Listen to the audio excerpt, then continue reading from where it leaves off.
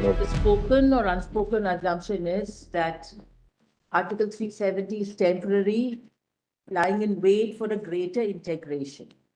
I'm saying that view is completely fallacious because integration is not a measure of how much control the center has.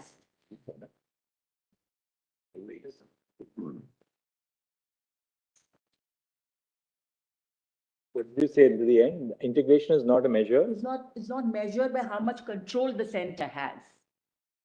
It is not a function of central control or power. And it would be pernicious to say that people in the Union Territory are more integrated than, say, people in a sixth schedule area. That's not how our democracy works, and that's not how we view people. So this assumption that Kashmir and Jammu were not integrated, even earlier, even in Iyengar's speech, the waiting is for accession, whether they ratify it or they don't ratify it. But once they acceded, they became Indians. And in fact, even before the Indian army, when the facts are this, even before the Sikh regiment reached Srinagar, it was the Kashmiris of the valley who fought the intruders, and many of them were martyred. Mir Maqbul Sherwani is only one name. He was strung up and crucified as an example by the intruders, hundreds of them. Yeah,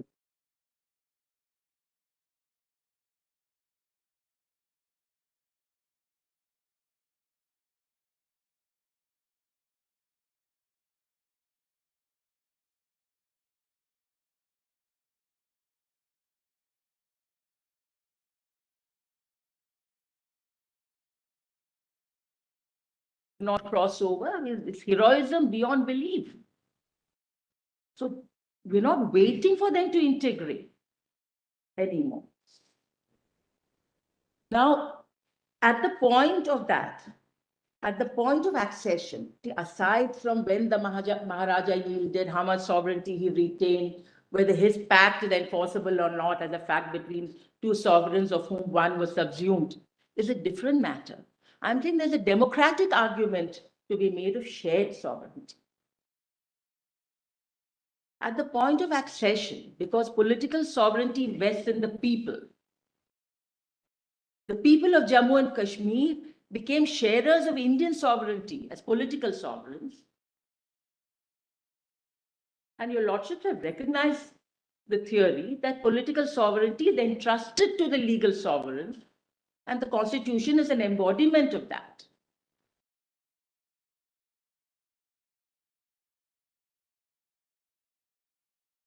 And your lordships have recognized in the Indira Nehru Gandhi case that this legal sovereignty, it's a medieval concept to call it indivisible. It is essentially divisible.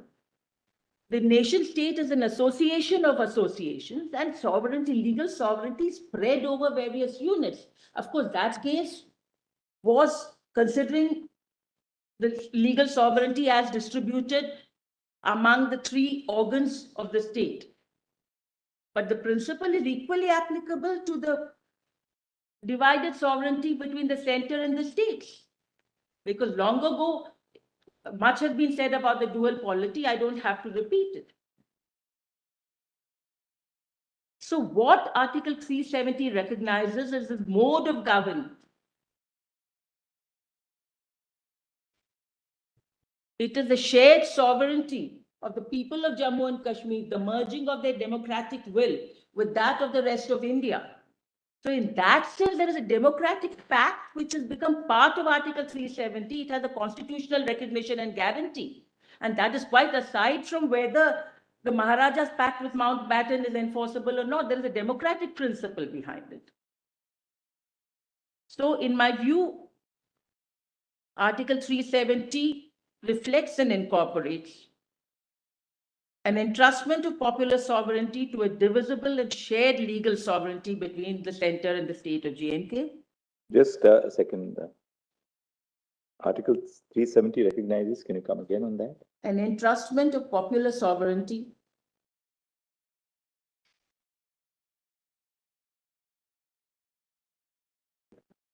to a divisible and shared legal sovereignty between the center and the state of Jammu and Kashmir.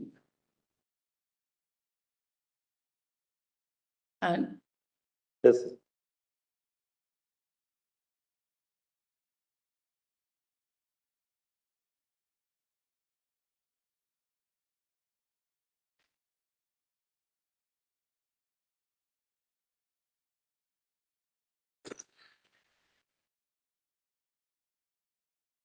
Yeah. And just as integration is not synonymous with centralism, sovereignty is not the preserve of the center. Article 370 also reflects and recognizes the historical and geopolitical background of a democratic coming together of people's will. The will of the people of Jammu and Kashmir meeting the will of the rest of the Indians. It was really a democratic urge, and many have spoken about it, how they chose India over Pakistan, although they were not given the choice of a plebiscite. Even so, they chose a secular and democratic option. They said, here is a state which recognizes the sovereignty vests in the people. And also, as your lordship said in Indira Nehru Gandhi, that this shared sovereignty is really a system of checks and balances. Equally, it is so between the center and the state. So Article 370 also reflects a system of checks and balances, central power and the power of the state. State of Jammu and Kashmir.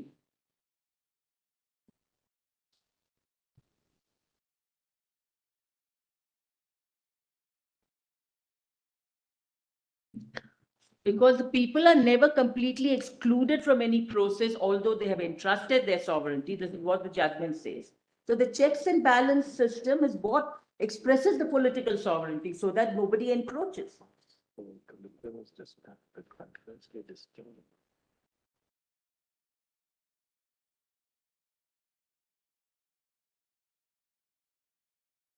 So Article 370, in that sense, the will of the people of J&K permeates every part of Article 370, 371, and 371 survives. It is not, I do not endorse the view that the whole article has come to an end. 371, the concurrence, and I'm not saying it's binding. What Iyengar's speech is certainly not binding, but it reflects the fact that despite there being a titular monarch, the power of concurrence, even when there was no state legislature, was given to the largest party because it was a democratic step.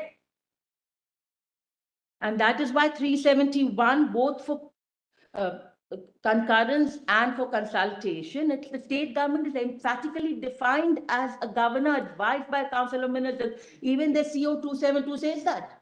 Whether by mistake or what, I don't know. So a governor who is not advised by a council of ministers is not recognized by 370. And therefore, any CO issued during a period of president's rule is simply not competent. Actually, I checked. In 70 years, all of 5 COs have been issued during president's rule or governor's rule. 1 in 1986 and 4 extending the term of presidential proclamation in the year between 90 and 96. What's the number of the 1986 here? 129, CU 129. And what was it relating to? It was relating to, I think, the power under Article 249. It was a temporary resolution. And it was challenged, but it was never tested. What I want to say is this has never been tested for constitutionality. It was challenged in the Delhi High Court, but eventually it was dismissed as infructuous. So there is no ruling.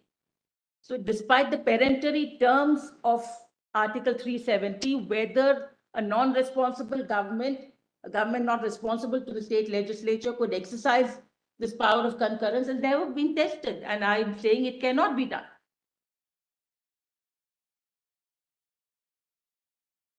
I could hand over the 5 COs instead.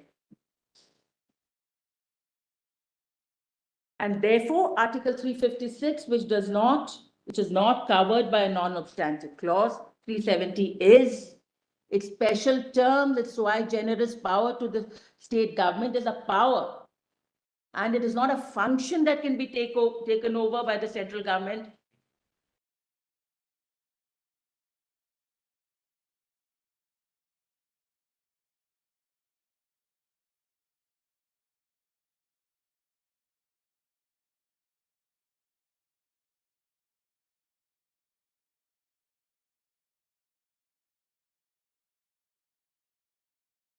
Function is a duty. Power is a discretion. It's a sui generis power given to a responsible state government, and consciously given to a responsible state government. It cannot be taken over under Article 356, which is subservient to Article 370 on the sheer terms.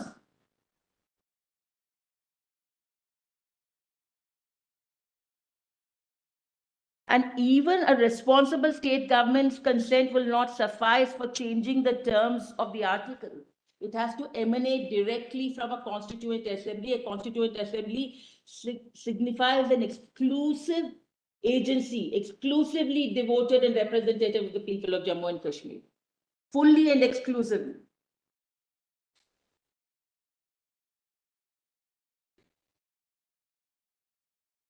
So, if a change has to occur, it has to occur by an emanate. The recommendation has to emanate from an agency which is equal in mandate and stature to a constituent assembly. This is how the will of the people of Jammu and Kashmir, on a principle of shared sovereignty, is reflected in Article 370.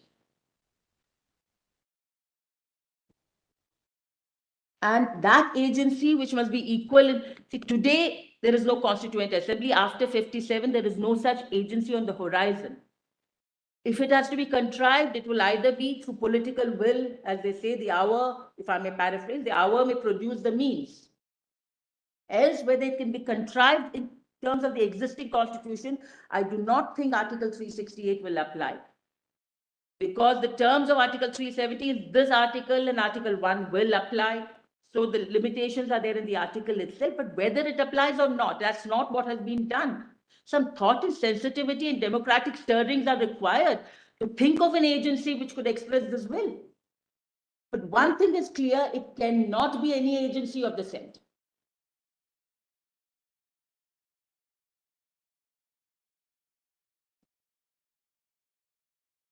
It cannot be, because a democratic pact is between two power centers of sovereignty. And this is not as though they're setting up their wills against Indian sovereignty. As part of Indian sovereignty, there's a checks and balances system. There's the state and the center. So how can the center exercise the power which has been given to the state? It's, on the face of it, it's absurd.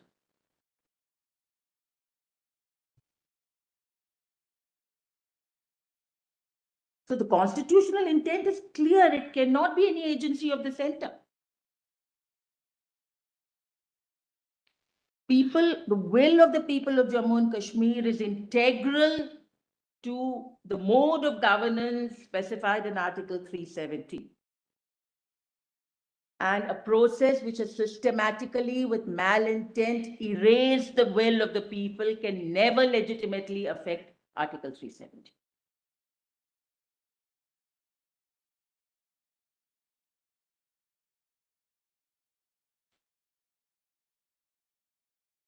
And their will has been systematically erased in this fashion. I quickly give the run-up. 20th of June, the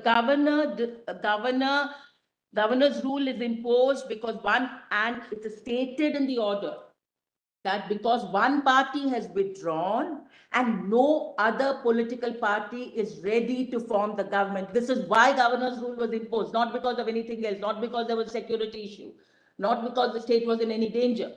Because no political party was willing to form the government, then what earthly reason had the governor to dissolve the House within 30 minutes of two agencies saying we are ready to form the government? Two political parties. One, a letter, it's what page is this? I'm not going to read it. Page in the petition compilation. Mr. Sibal has already taken us. Yes, I don't want to read it again. So 56 out of 87 MPs stake a claim. The governor is not there. We cannot determine where the governor is, but we can inform him. It is on record that the secretary has acknowledged the WhatsApp message.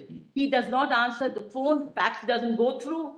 He is informed on WhatsApp, and a public tweet tagging the governor is issued.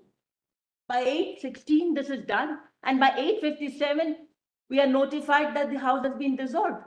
What earthly reason has a governor to dissolve a house when governor's rule was imposed only because no political party was ready to stake a claim, and when political parties are ready and willing to stake a claim? What business has the governor to say, I'm not here, I'm not there?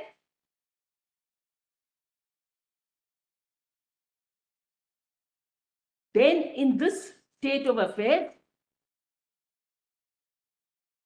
there is a proclamation of president's rule, and the president usurps the power of the state government under Article 371. It is not permissible under Article 356 because it only allows him to take over the functions of a state government, not sui generis powers, protected by a non-obstant clause. And what need has a power? He has executive powers to do whatever has to be done on a regular basis in a state government. And temporary legislative powers. Where is the need for this extraordinary power? It is not contemplated. And then we are told the situation was not okay for elections to be held. That means that situation must only be attributed to the governor and the president, because until then the reason was that no political party is coming forth. So this, I'll finish. So this is malice, and this power under Article 356, which is really subject, legislative acts there are subject to a post-appraisal by the state legislature. This power is ironically used to destroy all possibility of a legislature. So the people of Jammu and Kashmir don't have a legislature when the act is contemplated of abrogating Article 370, and it is ensured that they do not have any future legislature either. And my friends want your lordships to believe that this is an expression of the will of the people of Jammu and Kashmir. My lords, this is, a self-proclaimed agent through a series of proxies, strangling the principle and telling your lordship this is not murder but suicide. This is really that.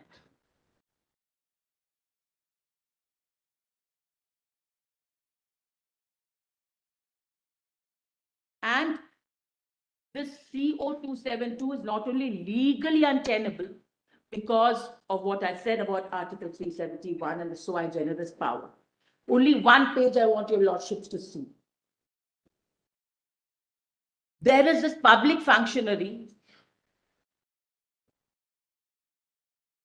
volume 13, page 435. Of the documents?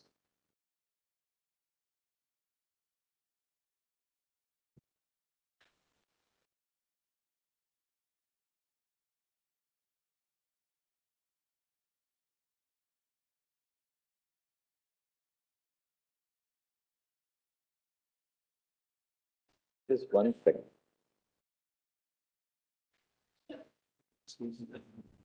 Here is a governor who gives video interviews. I'm aware that strictly a newspaper report is not evidence. It is not evidence in the sense that you cannot base a criminal conviction on it. But when a public functionary, former What is this at page? This is a interview given, a video interview given by the governor who had dissolved the assembly, not the person who imposed governor's will. And also, it's supposed to have given concurrence for CO270. Means you are referring to. It's still lingering on the. 13 pages. This is an interview he gave to Wire's current. Why I am interrupting? It's part of the compilation. No, this is an implement filed in 22, never listed, for the first time being listed. Therefore, I am asking what? Sorry? Yes, which part do you want us to I just see? want to read from the middle. So, Karan Thapar, so really you had no idea. He had no idea on the night of August 4 what was coming. And he has given concurrence like this. Satyapal Malik, absolutely nothing. I did not know anything. I was nearly called by the Home Minister one day prior saying, Satyapal, I'm sending a letter tomorrow morning. Please get it passed by a committee for 11 tomorrow and send it to me. The whole world is aware of this. We cannot sit in an ivory tower and behave it never happened. Post facto statement. Post facto statements.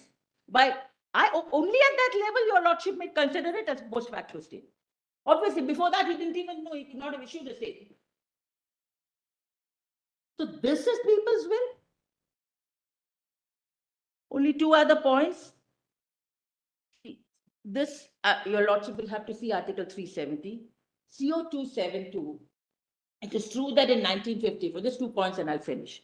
CO in 1954, when the Constituent Assembly was functioning and also doubling as a legislative assembly, for a brief while there was a CO saying references to the legislative assembly in the Constitution would be read as including a reference to the Constituent Assembly of Jammu and Kashmir.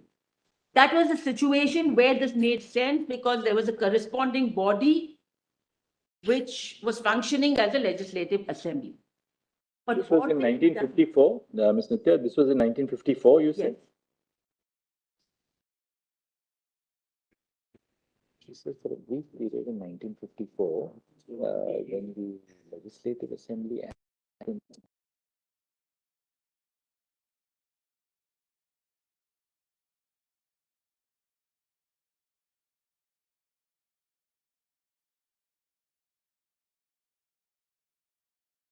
Yes, there was a CO, which said, page 18. I'll read it.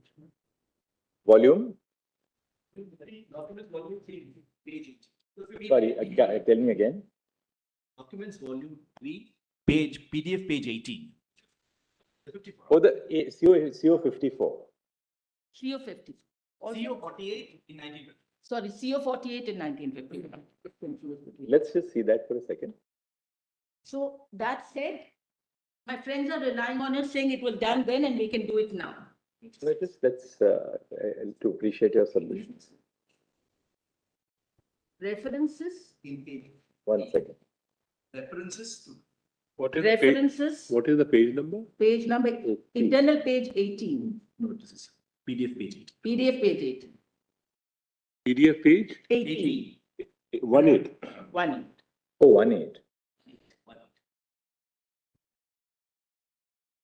This was with reference to Article 367. Yes. It was done under Article 367. So they're saying it's been done before and we can do it again. And I'll tell you, lordship, why that's completely fallacious. Which clause is that? Yeah.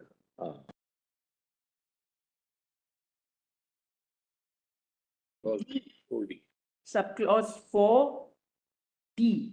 References to the legislature or legislative assembly of the said state shall be construed as including references to the constituent assembly of the said state. Just 1 second. Was this withdrawn later on? No. Yes, it was temporary and then it was changed. Once the constituent assembly stopped, then it was just legislative assembly. No, was there a CO issued? Yes, the CO issued. CO 1958 removed. The 1958 would be post Constituent Assembly. Yes. There was no constituent assembly at that time. So Till the Constituent Assembly was there, Huh. this concept Yes. of 4D was available. Yes. That's it. Removal this page is at page 26, your lordship may note that. What's the CO number? 56 in 1958.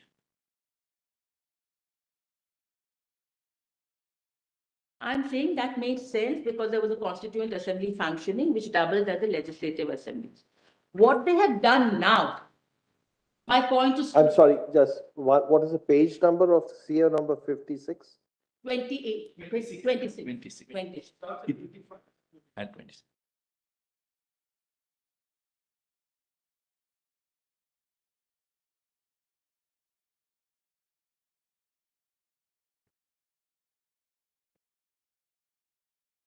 This would be clause 7C, is it?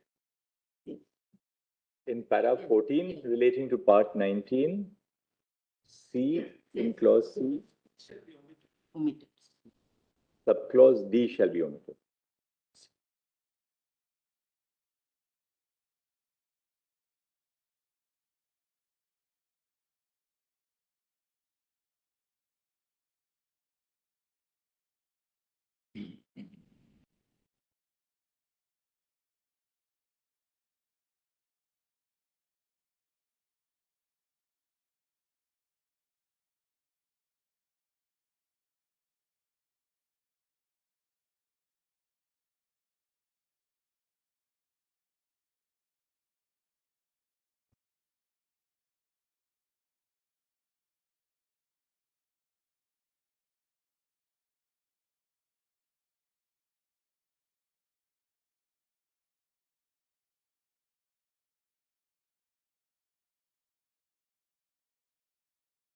Yes, But what they've done by way of CO 272, aside from the argument that they could not have done it because there was no power under 371 with the center or with the governor, the absurdity, you see, it is as an exercise under Article 367, it leads to a semantic absurdity.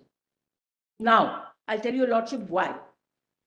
Your lordship will just take a look at Article 370. I know your lordships have read it many, many times. I just want to show.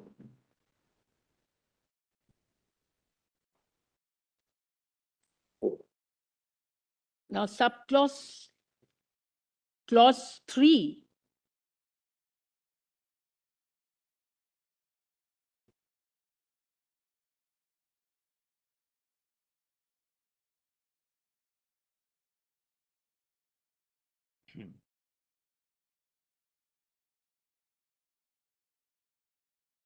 It says, provided that the recommendation of the Constituent Assembly of the state referred to in clause 2. And clause 2 refers to a Constituent Assembly for the purpose of framing the constitution of the state. Now we're making an argument on pure elementary logic.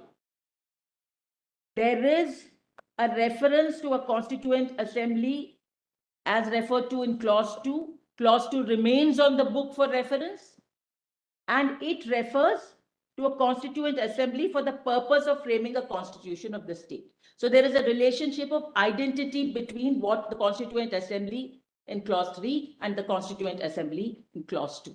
A is A.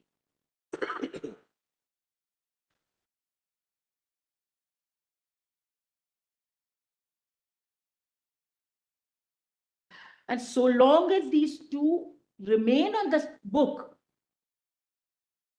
you cannot now bring by way of an interpretation that A in 3 is not A.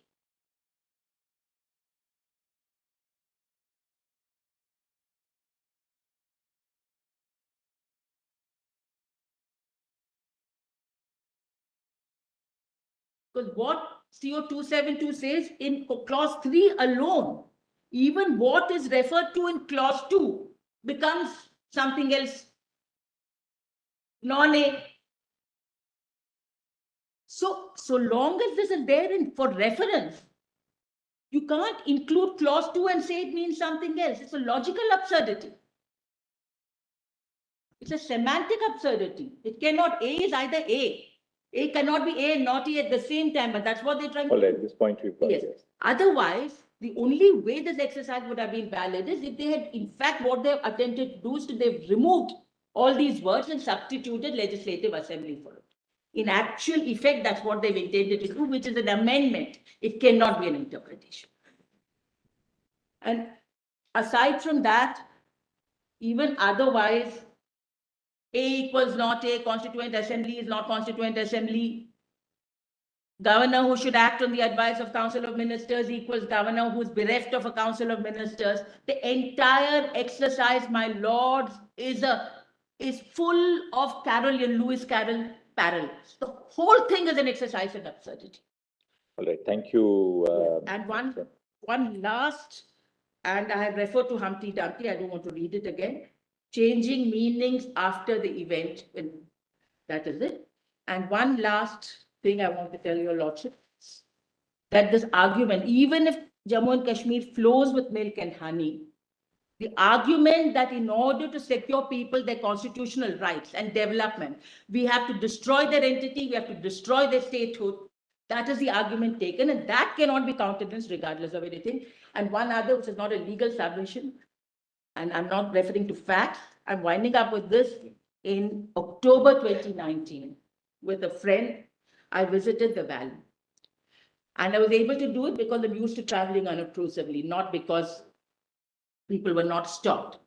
The one name that resonates in the valley with faith is that of Mahatma Gandhi. They remember him as a man who lived and died for his word. Somewhere, that legacy must be kept in mind while deciding this matter. That's all. Thank you, Mr. Submitting. I'm sorry, my You lord. have a formulation on what you're going to Yes, have. yes, my lords, and Let's have a look at it. we've submitted the note, my lords. I think it's page 4 to 5 of your compilation, volume 5.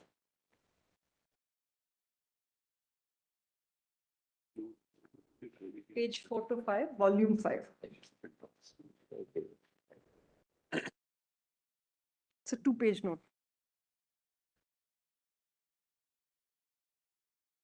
My lords have it. Yes. My Lord Justice Sanjay Kishan. Yes. Page 4. Yes. My lords, yesterday, my Lord the Chief Justice had posed a question to Mr. Dwivedi that can you look to the statement of a drafter, a member of the Constituent Assembly, and accord it as being enforceable on the will of the people. And it was a very important question.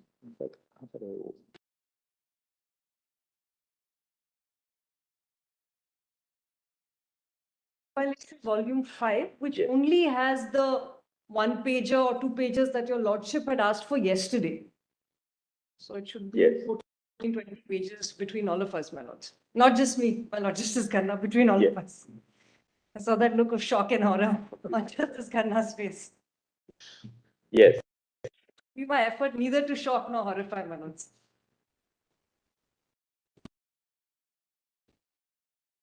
So this was the question posed by my Lord the Chief Justice yesterday. And it's a particularly important question because one, and I'll just formulate the proposition, because one, in this case, you have not one but 2 constituent bodies. So in many ways, it is unique to India's constitutional founding because it is the only state with its own distinctive constituent assembly. 2, it forces upon us this seminal constitutional question. Can the Constitution of India be altered in ways opposed to her founder's constitutional intention? And I'm not saying a drafter's opinion. I'm not saying a debate within the Constituent Assembly. I am saying, can it be altered in ways opposed to her founder's constitutional intention?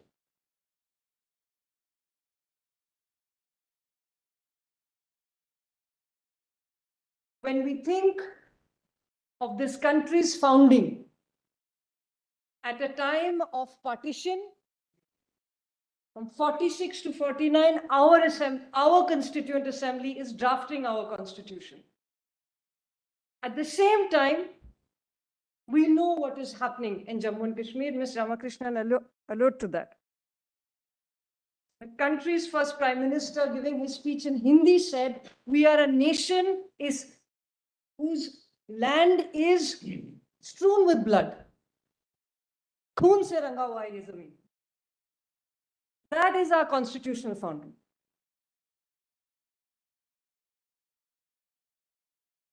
So my first proposition is this. There are certain seminal founding moments for any constitution, but more specifically Indian constitutionalism. Why are those seminal founding moments important, crucial, significant while interpreting the constitutions, as your lordships will? It is because my lords have walked the path of transformative and expansive constitutional interpretation. And your jurisprudential moorings, with great respect, derive their legitimacy, their integrity, and their intellectual rigor from these founding moments, from our drafters' constitutional intention. If my lords had chosen, since the 1970s, a different path of minimalist interpretation, of limited review, then we would not have to worry about constitutional founding moments. But your lordships have embarked on this methodology of expansive and transformative constitutionalism. And thank heavens for that, because that goes back to the needs of our difficult founding, the creation of this country, 2 constituent assemblies, and also the unique brand of federalism that was envisaged by our founders for the state of Jammu and Kashmir integrated with the Union of India. And it's not just Article 1 and Article 370, which is part of that constitutional intention. It is much more than that. It is the specific provisions, and I'll take you to them very briefly. My lords have read it. I'll just refer to them. It is the specific provisions of the Constitution of Jammu and Kashmir, sections 4 and 5. It is the specific provisions of territorial integrity of the state of Jammu and Kashmir that our founders promised and the Jammu and Kashmir Constitution recognized in its constitutional text. Such territorial integrity was not promised to any other state.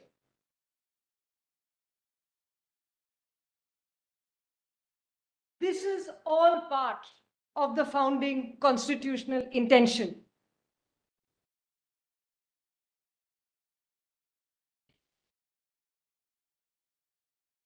Now,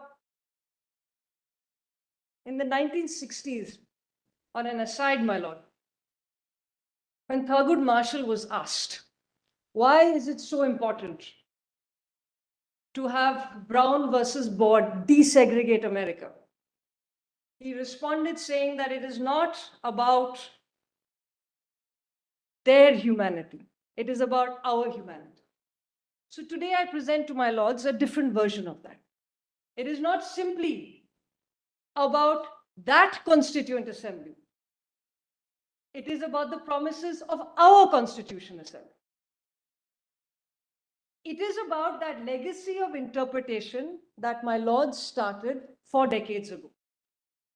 That is what this founding movement is about. That is what this model of federalism is about. That is what the intricacies of this model of federalism that embraced this version of what Ms. Ramakrishnan called shared sovereignty. That is part of India's federalist structure. Now, please see, my lords. May I take my lords to section 4 of the Constitution of Jammu and Kashmir, 1957. And the second proposition is this, and it's in the note.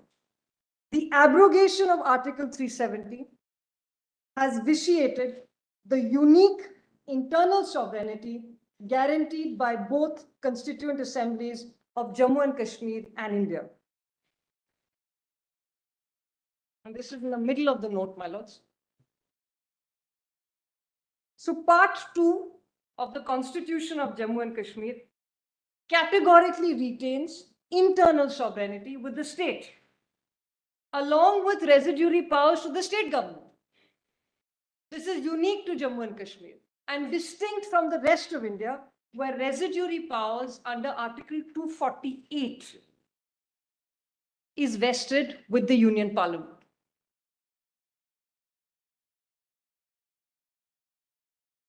And to this, my lords have sections 4 and 5, but 4 simply says this. It provides that the territory as under 15th August 1947, under the sovereignty of the ruler, that territory is comprised of the territorial integrity of the state. And that territorial integrity of the state is guaranteed to be protected. And section 5 simply says this.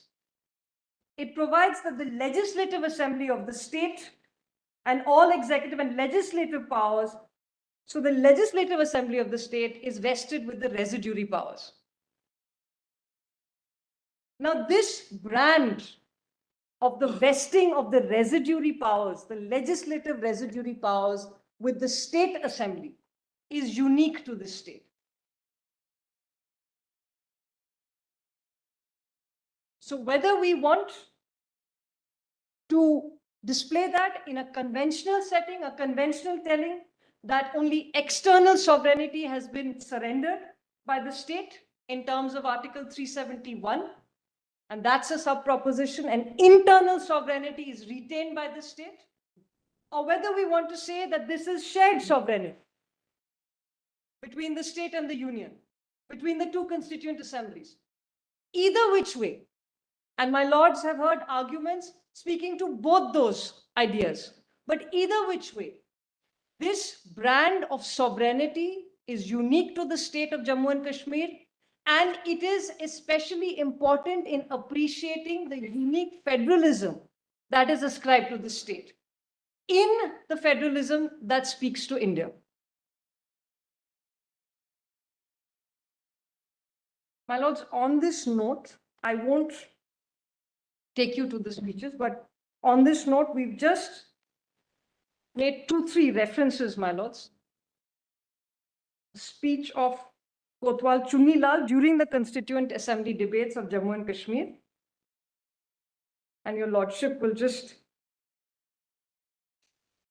mark that. And that is in the volume compilations. I'll just read a line from that. And he makes only 2 points, that the territories as on 15th August 1947, which were under the sovereignty of the ruler of the state, that is what the state will comprise. And within that, the state will have a legislative assembly and a legislative council. So dual houses and territory ascribed and guaranteed and promised. This is part of the founding.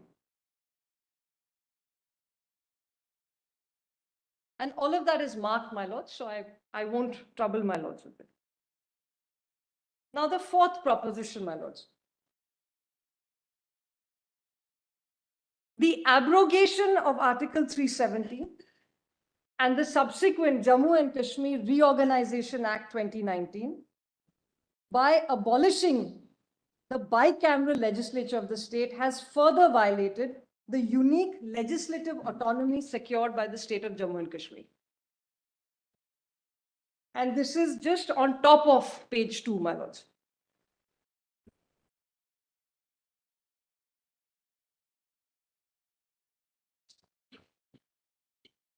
Now for this, my lords, I'll just take your lordships to sections 46, 47, and 50 of Constitution of the state of Jammu and Kashmir.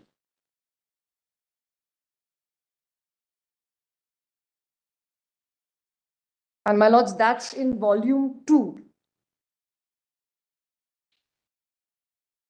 We have it here actually in your note itself. It's the article Yes. section 46. It's in volume 2, my lords, of the documents. Now, 46 is at section page 5. 46, my lords, pertains to the legislature for the state. There shall be legislatures for the state. It's a bicameral legislature, Yes. both the legislative assembly bicameral. as well as the council. Yes, It is extracted in your At page page 2 note, 5. as the Chief Justice said. yes, my lords. But my lords, what is important and interesting about this legislative model is that section 47 and section 50 provide for the composition of the legislative assemblies, the assembly and the council.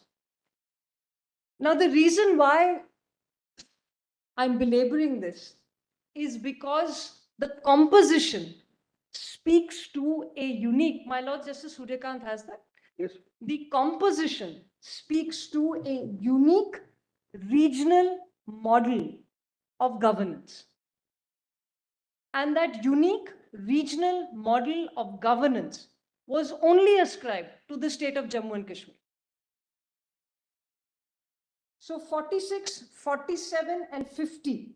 47 provides for the composition of the Legislative Assembly, and 50 provides for the composition of the Legislative Council.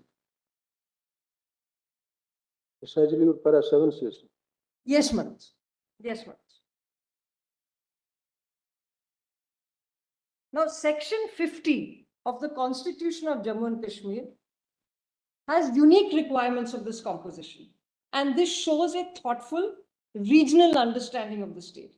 The Legislative Council is intended not only to have members from districts, but municipal councils, town area committees, panchayats, so on and so forth. Now, this is a very different understanding from Article 171 of the Constitution of India, which provides for legislative councils of a different kind. I just read, my lords, Article 171.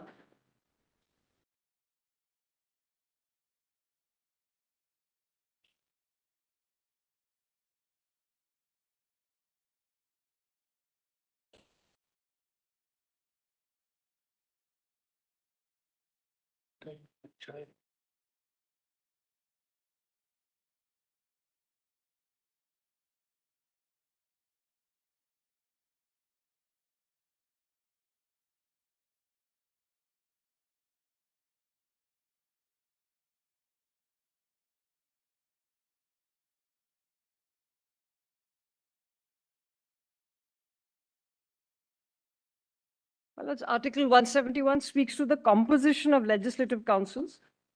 Total number of members, my lords, of each council shall not exceed. Now, subclauses 3 and 4. These are only specialist qualifications. The idea of 171 is not to provide for representation by region, but only to have specialists or memberships of members from specialist institutions. 9A of the Constitution.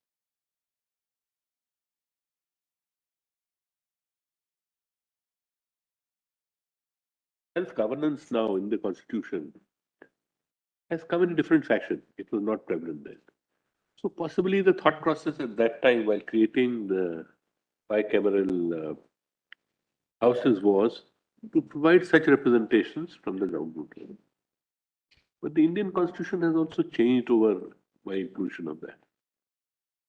My lords, the reason why I'm showing these distinctions, and my lord is very correct, but the reason why I'm showing this is that there was a method, an intention on how to keep, one, how to recognize the state, two, how to bring the diversity within the state together. Get a representative character from a base level, sir. Yes, and diversity of regional representation, the only legislative council which had reservation on religious grounds, Sikhs, had seats.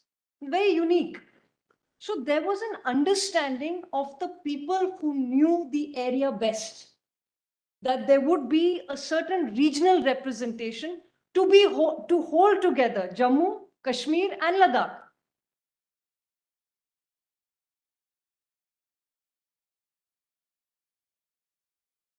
There is no other legislative council which is thinking through regions, which is thinking through minority representations in this form. So when you take that area and divide it up and chop it up into 2 union territories, you take away all representation from Ladakh. You got the point. Thank you.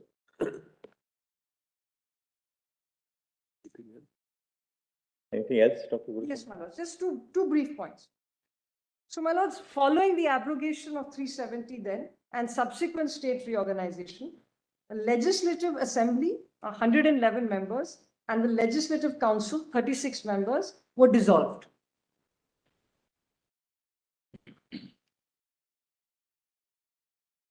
And then you had the state conversion into 2 union territories. Now, of course, Article 169 of the Constitution of India provides for a mechanism of the abolition of legislative councils. I'm saying this, my lords, because it is not as if only 370 has been miraculously removed and ejected in ways violative of constitutional intent. It is that everything that has happened has been contra the Constitution of India, including, for instance, the dissolution of this legislative council, which was envisaged by our framers. The legislative councils are meant to be dissolved in a certain manner, but certainly not in this fashion. And that constitutional intention of a recognition of identity, of a recognition of representative democracy, of a recognition of unique federalism, extends to all of this. So you are not just running roughshod over 370, you are running roughshod over the small, how you dissolve a legislative council, and the big, how you don't hold elections for the last 4 years. What is the next point? But the second point? Yes, my lords. Now, my lords, a small point is that prior to the impugned actions, Ladakh had 4 MLAs and 2 MLCs. It also Just for me.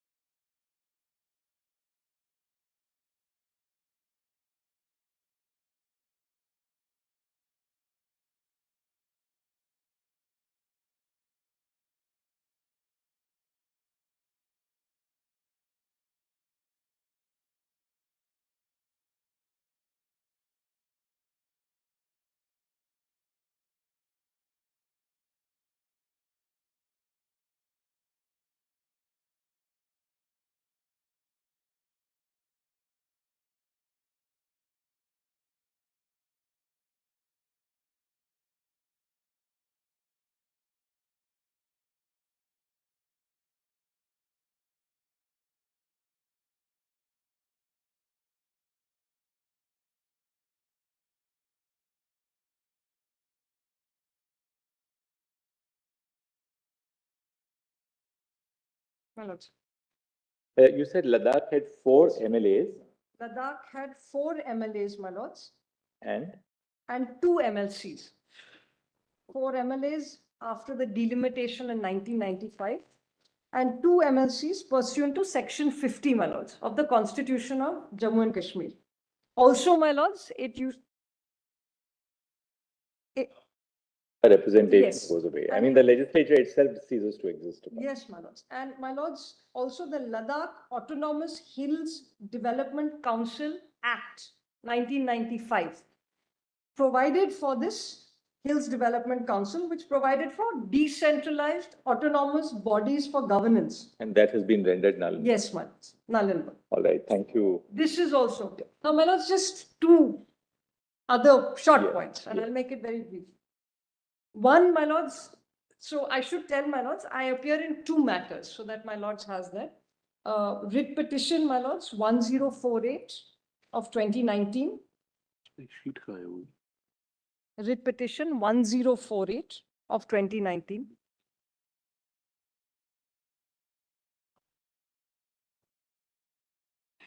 And you had it only that you are for as an intervener, No, Awami my lords, National I Congress. appear in two matters. This is writ petition 1048 of 2019 And and intervention number 138432 of Yeah, that we have. 2023. 138. 138432, my lords. 2023, that's the Awami National I think Conference. maybe the Nodal Council will have to just update our sheet because Yes, ma'am. just maybe you can update the sheet anyway, anytime today in the afternoon or evening. Just give it to the court master Now, because we, writ petition is Shakir Shabir and the IA is the Awami Oh. National Conference. Now, the reason why I'm mentioning this also, my lords, and I'm cognizant, my lords, Yes. of the large clock at the back. My lords, we're tuned to your lordship looking to it. But my lords, it's this, that in the writ petition 1048 of 2019, there is also a separate intervention. all right. And that IA actually speaks to delimitation. And that is Yesterday I- only, we said that that issue stands concluded by the judgment of my Lord Justice. Yes, now, my lords, respectfully, the judgment of your lordships, Justice O categorically states that the abrogation, the State Reorganization Act is not being challenged in this judgment. My Lord Justice Kaul knows that. My Lord Justice Kaul knows that. Therefore, my lords, and Justice Oak in that case also specifically says that counsel should have raised it initially, or it should have been pled in the petition. He says that in his judgment. And because it is not pleaded, we are not assessing delimitation in context of that. That is abrogation and reorganization. We assessed the limitation, but we did not go into any other issue. Yes. Those issues My are lords, post constitution may I just show you How- those? How does unless there's a reference made or something made, how does that issue crop up here?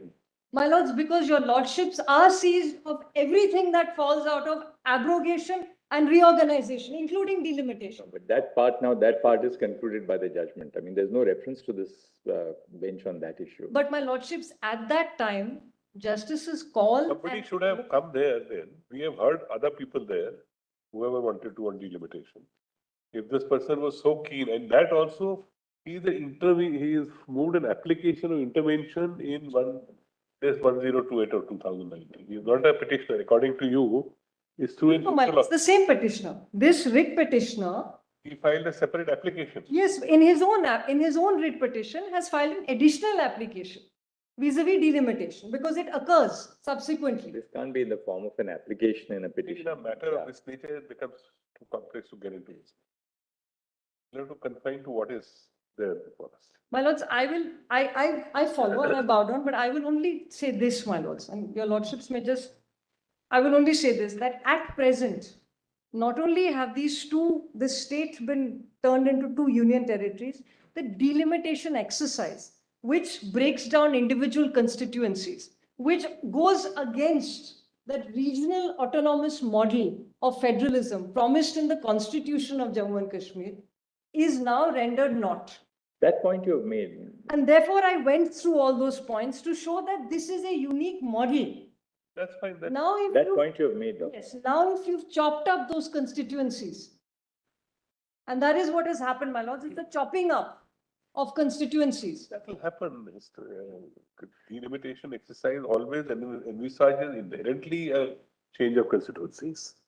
My lords, Otherwise, why have a delimitation exercise?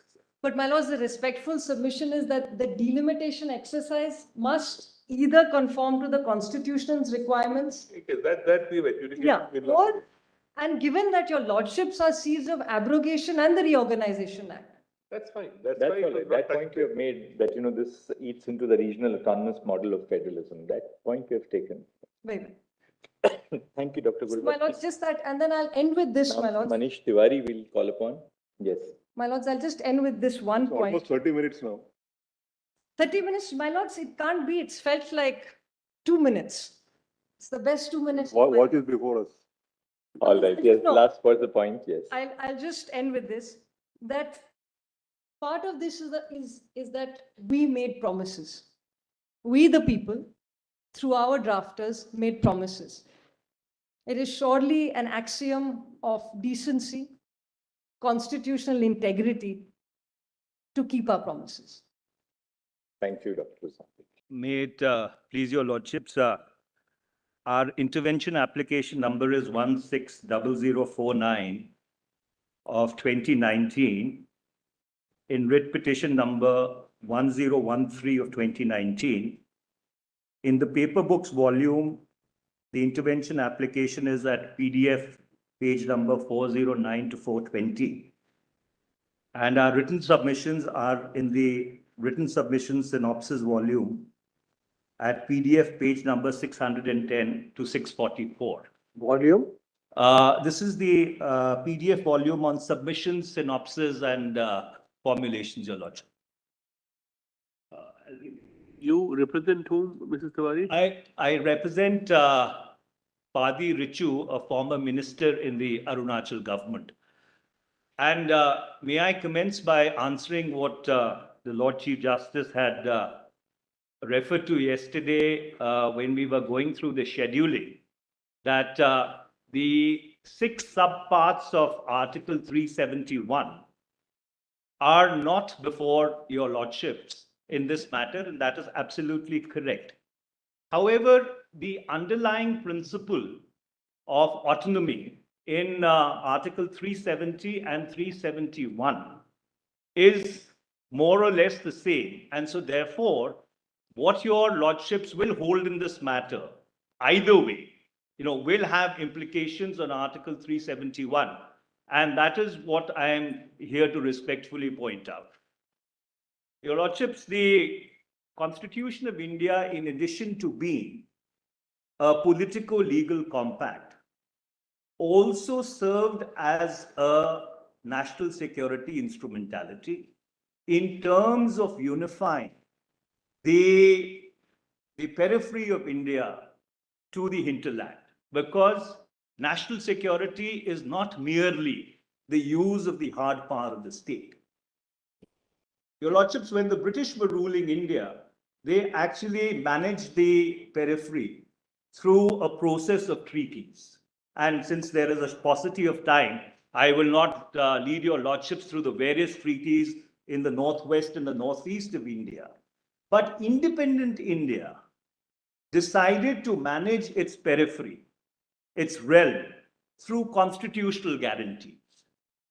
And the reason is because they were managing an empire and we were building a republic.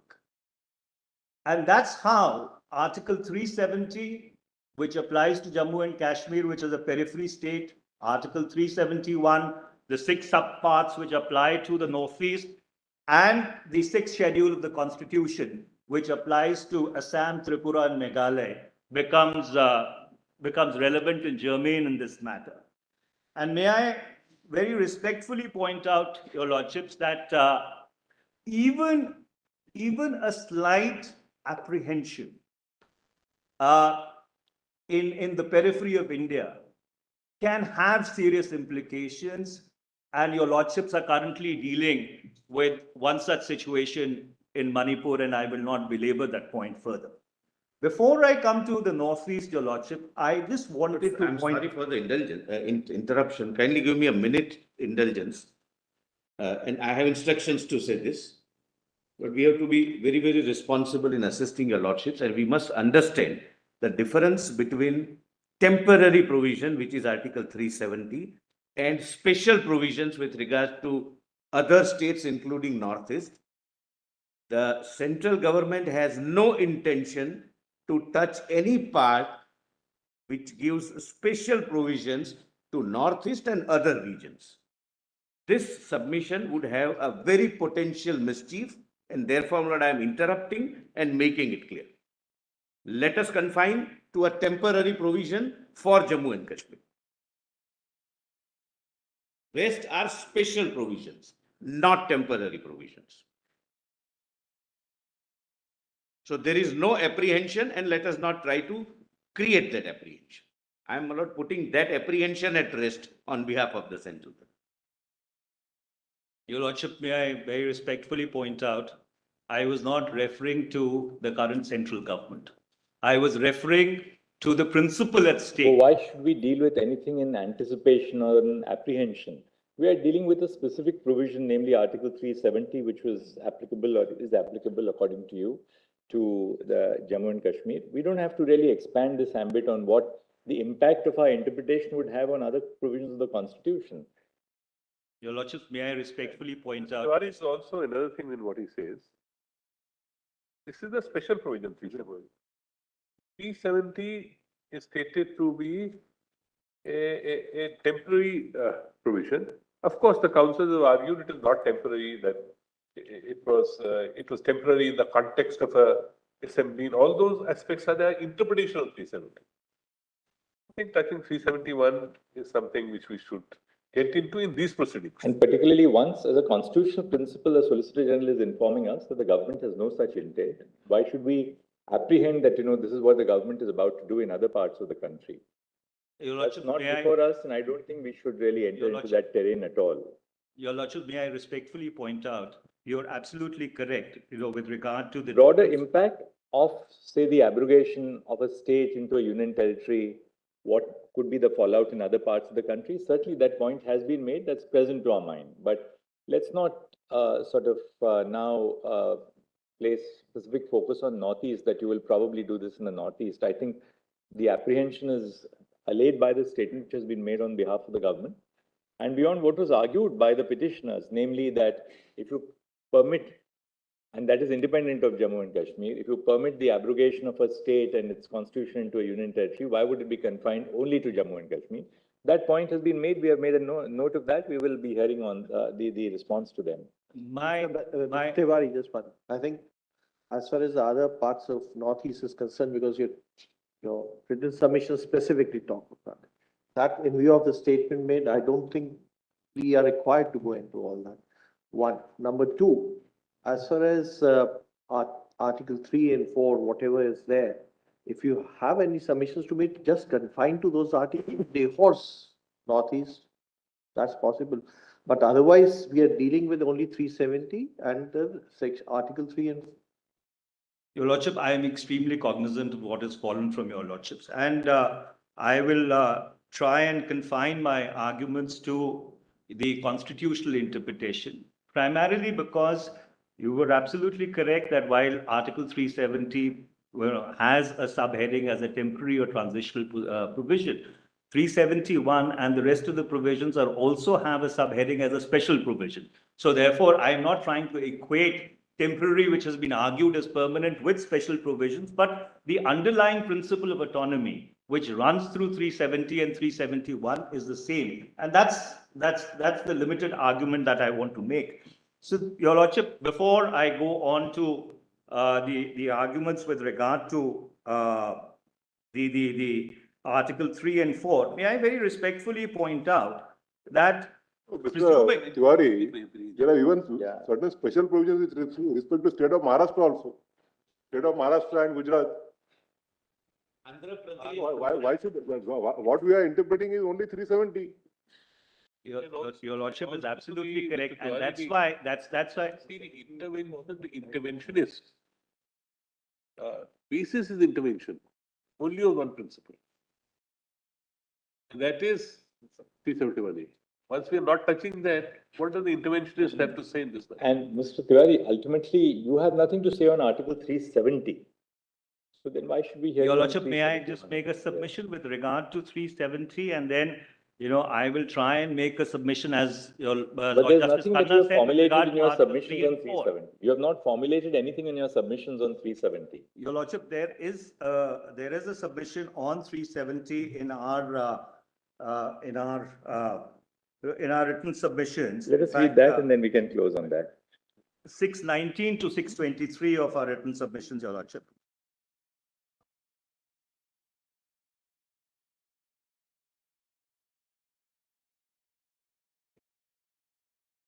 With respect to different area, they are different.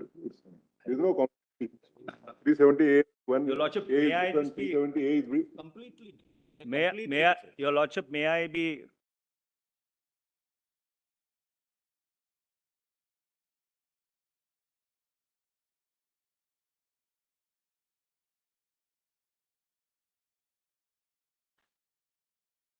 Your Lordship, may,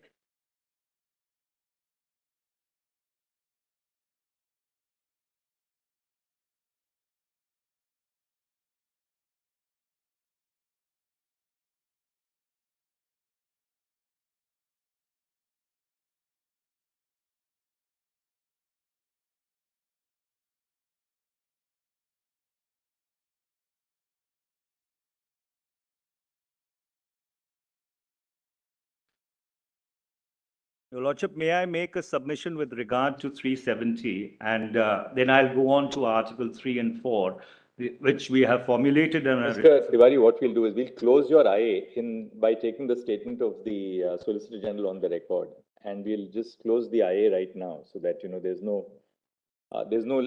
no ambiguity left in, on the adjudication on the IA or in the position of the union government on any of the states in the Northeast. Well, Your Lordship, if your Lordships on the statement which has been given by the union would like to close the IA, I have absolutely no objection to it. But may I just make one submission with regard to 370 with your indulgence? And that. Tiwari, that's not what the applicant has come for. Applicant has come with some other basis. Whatever apprehensions may be in the mind, which was not subject matter here, is also allayed by the statement. Why should we, in these 370 proceedings, take up, you yourself says it's a very sensitive area. Why should we take we'll up? We'll just say that the applicant, urging their submissions through Mr. Manish Tiwari, Learned Counsel, has urged that apart from the provisions which are contained in Part 21 of the Constitution pertaining to the state of Jammu and Kashmir, there are special provisions in the Constitution governing the Northeast in the same part. There's no his submission governing the Northeast in the same part. Full stop. Hence, it has been submitted that the interpretation which would be placed by this court on Article 370 may possibly impact upon the other provisions. Full stop.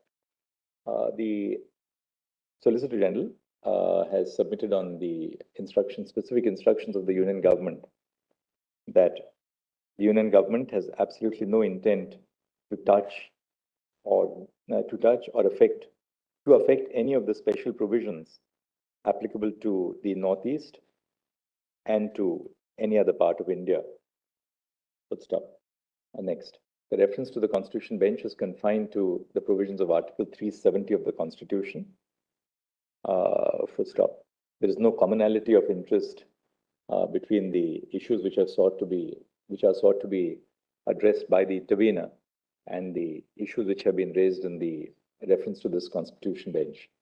Full stop. In any event, the statement which has been made on behalf of the Union government would allay any apprehension in that regard. Full stop. We therefore close the IA, which shall stand disposed of. Obliged. My lords have heard very lengthy arguments, so I want to start by a quote by the Soviet premier at the time, Nikita Khrushchev. And what he said was very interesting. He said, "You Indians are a remarkable people. How did you manage to liquidate the princely states without liquidating the princess?" So, my lords, I want to start by saying that in fact, it was the constitution writing was a remarkable exercise, and the coming together of the Indian Union and the Indian Federation was a remarkable exercise. And it's in that context, and even the Soviet premier of the time, because it was not common practice. These nations were being born. And so, my lords, I started with that. To come to my first point, I have 3 quick points, and I'll try and make them very quickly. The first is about the concept of federalism as it operates in the context of India. And to that extent, my lords, I want to say that yes, at one level, Jammu and Kashmir is unique, but at the other level, it is also part of a federal union as federations are understood. And I want to take the example of the United States, because it's the first democratic country, federal country that comes to mind. And my lords, in fact, the US National Constitution is a very thin text. My lord knows that. It only has 7 articles supplemented by a total of 27 amendments. And it is importantly Article 1, Section 8 of the US Constitution that enumerates the specific powers taken over by the Congress and the federal level of the government, leaving all other spheres of autonomy to the states by default. This is the 10th Amendment, which expressly defines the status. So, my lords, my point is that federations, as we understand, can have a variety of permutations and combinations. There is no one kind of a typical state, even within federations, that can be envisaged. And my lords, my point then comes to Jammu and Kashmir, and how do we envisage states within the Indian Federal Union? My lords, there are various ways. One is we have a union territory. So, in a way, it's state minus. Then we have something, my lords have dealt with it extensively in the GNCTD case, that it is a UT, but with legislative powers, my lords. And so and then you have something like Jammu and Kashmir, my lords, which is a state plus with its own constitution. And so a constituent assembly was formed and a constitution was given. So, my lords, we must see that there are various permutations and combinations, and it is unique, but also a normal part of federalism. And my lords, there is a very important concept within federalism. One is holding together, and the other, my lords, is coming together. So while and my main proposition is that while most of the Indian Union represents what has been called a holding together type of federation, where a multicultural polity with strong unitary features constitutionally splits autonomy between the Union and its regions to hold those regions together. However, Jammu and Kashmir represents much more a coming together federation, my lords, where previously sovereign polities pool their sovereignties and resources to come together and form a more secure and long-standing union. So it is within that we are envisaging the federalism that is envisaged for JNK. My lords, I have said, I've said various things in my note, it supplements it, but I'll quickly then come to my second point. And my second point is about the fact that when we look at Article 368, I'm saying let's forget Article 370 for a little while and the constitutional amending provision that 373 provides. Let's just look at Article 368, which is the constitutional amending power. Now, by their very nature, a constitutional amending power is far stricter than the normal legislative powers that even the parliament has. My lord, so therefore there are many checks and balances that Article 368 envisages that is not envisaged in the general legislative powers that are exercised either by state legislatures or by the parliament. So my lords, therefore, when we are reading 370, so what is my point? My point is that therefore, when we are reading 370, it must be a very strict interpretation of what can or cannot be done. And therefore, when we are reading 370, it cannot be that in a casual manner, we are substituting one authority with another, as has happened in the constitutional orders that have been promulgated. My lords, I then come to, in fact, my Lord Chief Justice's question while I'm answering this. And my lords have read this article, I don't know how many times. 370, but may I please urge you to read it once more with me. Please, please, my lords, if you can come to Article 370 once more, because my lords have asked a very important question from all of us on this side, and that is that how do we read 2 and 3 and the Constituent Assembly part in it? And there's a clear answer for that. My lords, if we read, sorry, my lords, I apologize. Just yes, if my lords can read para 2 with me once more, there's a clear answer. If the concurrence of the government of the state referred to in paragraph 2 of subclause B of clause 1, or in second proviso to subclause D of that clause be given before the Constituent Assembly for the purpose of framing the constitution of the state is convened, it shall be placed before such assembly for such decision as it may be taken thereon. My lords, I'm making a simple point that this was a transitional provision because of the fact that it uses the word before such assembly. It only provided a protection to place before the Constituent Assembly when a Constituent Assembly had not been formed. After that, the power that is vested in 2 was subsumed by 1. And therefore, it answers my lord's questions that are the subsequent presidential orders legal? Yes, they are, because they are not under exercise of power under 2, but under 1. And my concomitant point with that, my lords, is very respectfully. So our constituent, assembly makers, or our constitution makers were aware that at some point in time, the Constituent Assembly of J&K would have served its purpose and would no longer be there. And for that particular purpose, they had given that how can you make changes, and that was provided under 1, right, my lord? So therefore, they were equally aware that the Constituent Assembly would cease to be in power. Yeah. Yes, only before.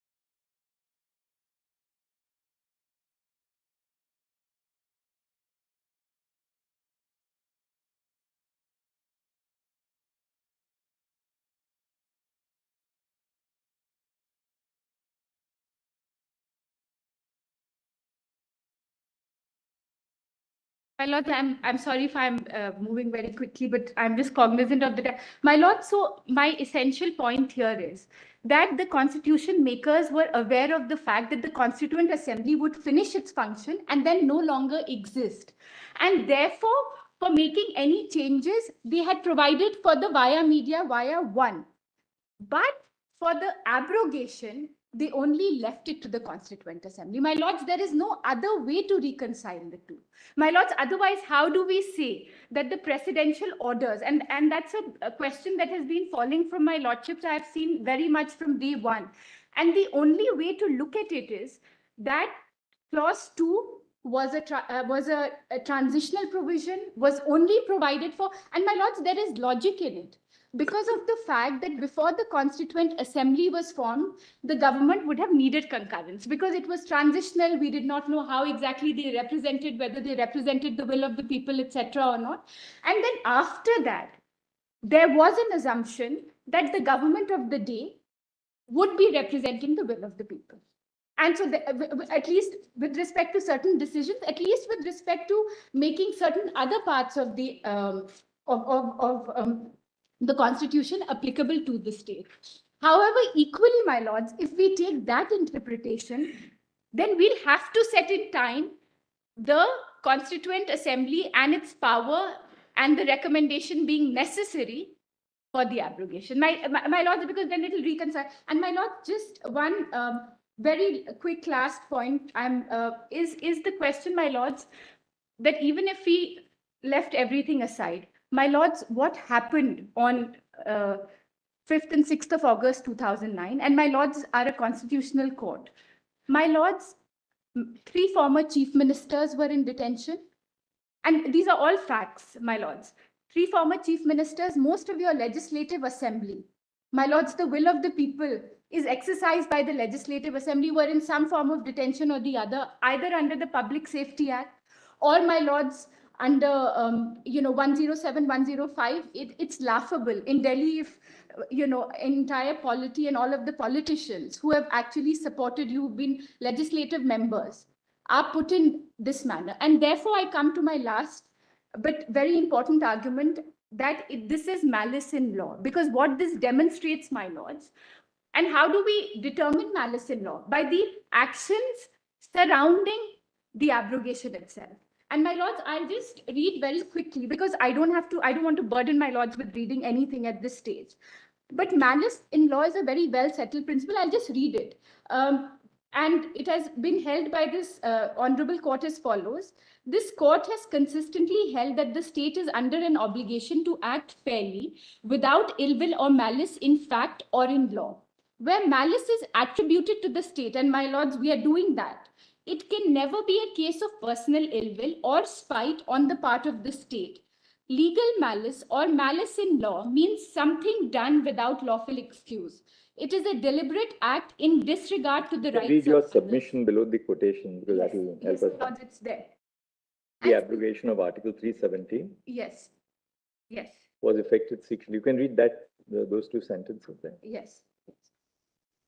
Yes, my lords. The abrogation of Article 370 was effected secretly, unilaterally, and coercively. Not only was the democratic process disregarded, but also the people and their leaders were kept in the dark, prevented from communicating with others, my lords, and even detained till the Union of India could issue them a fait accompli.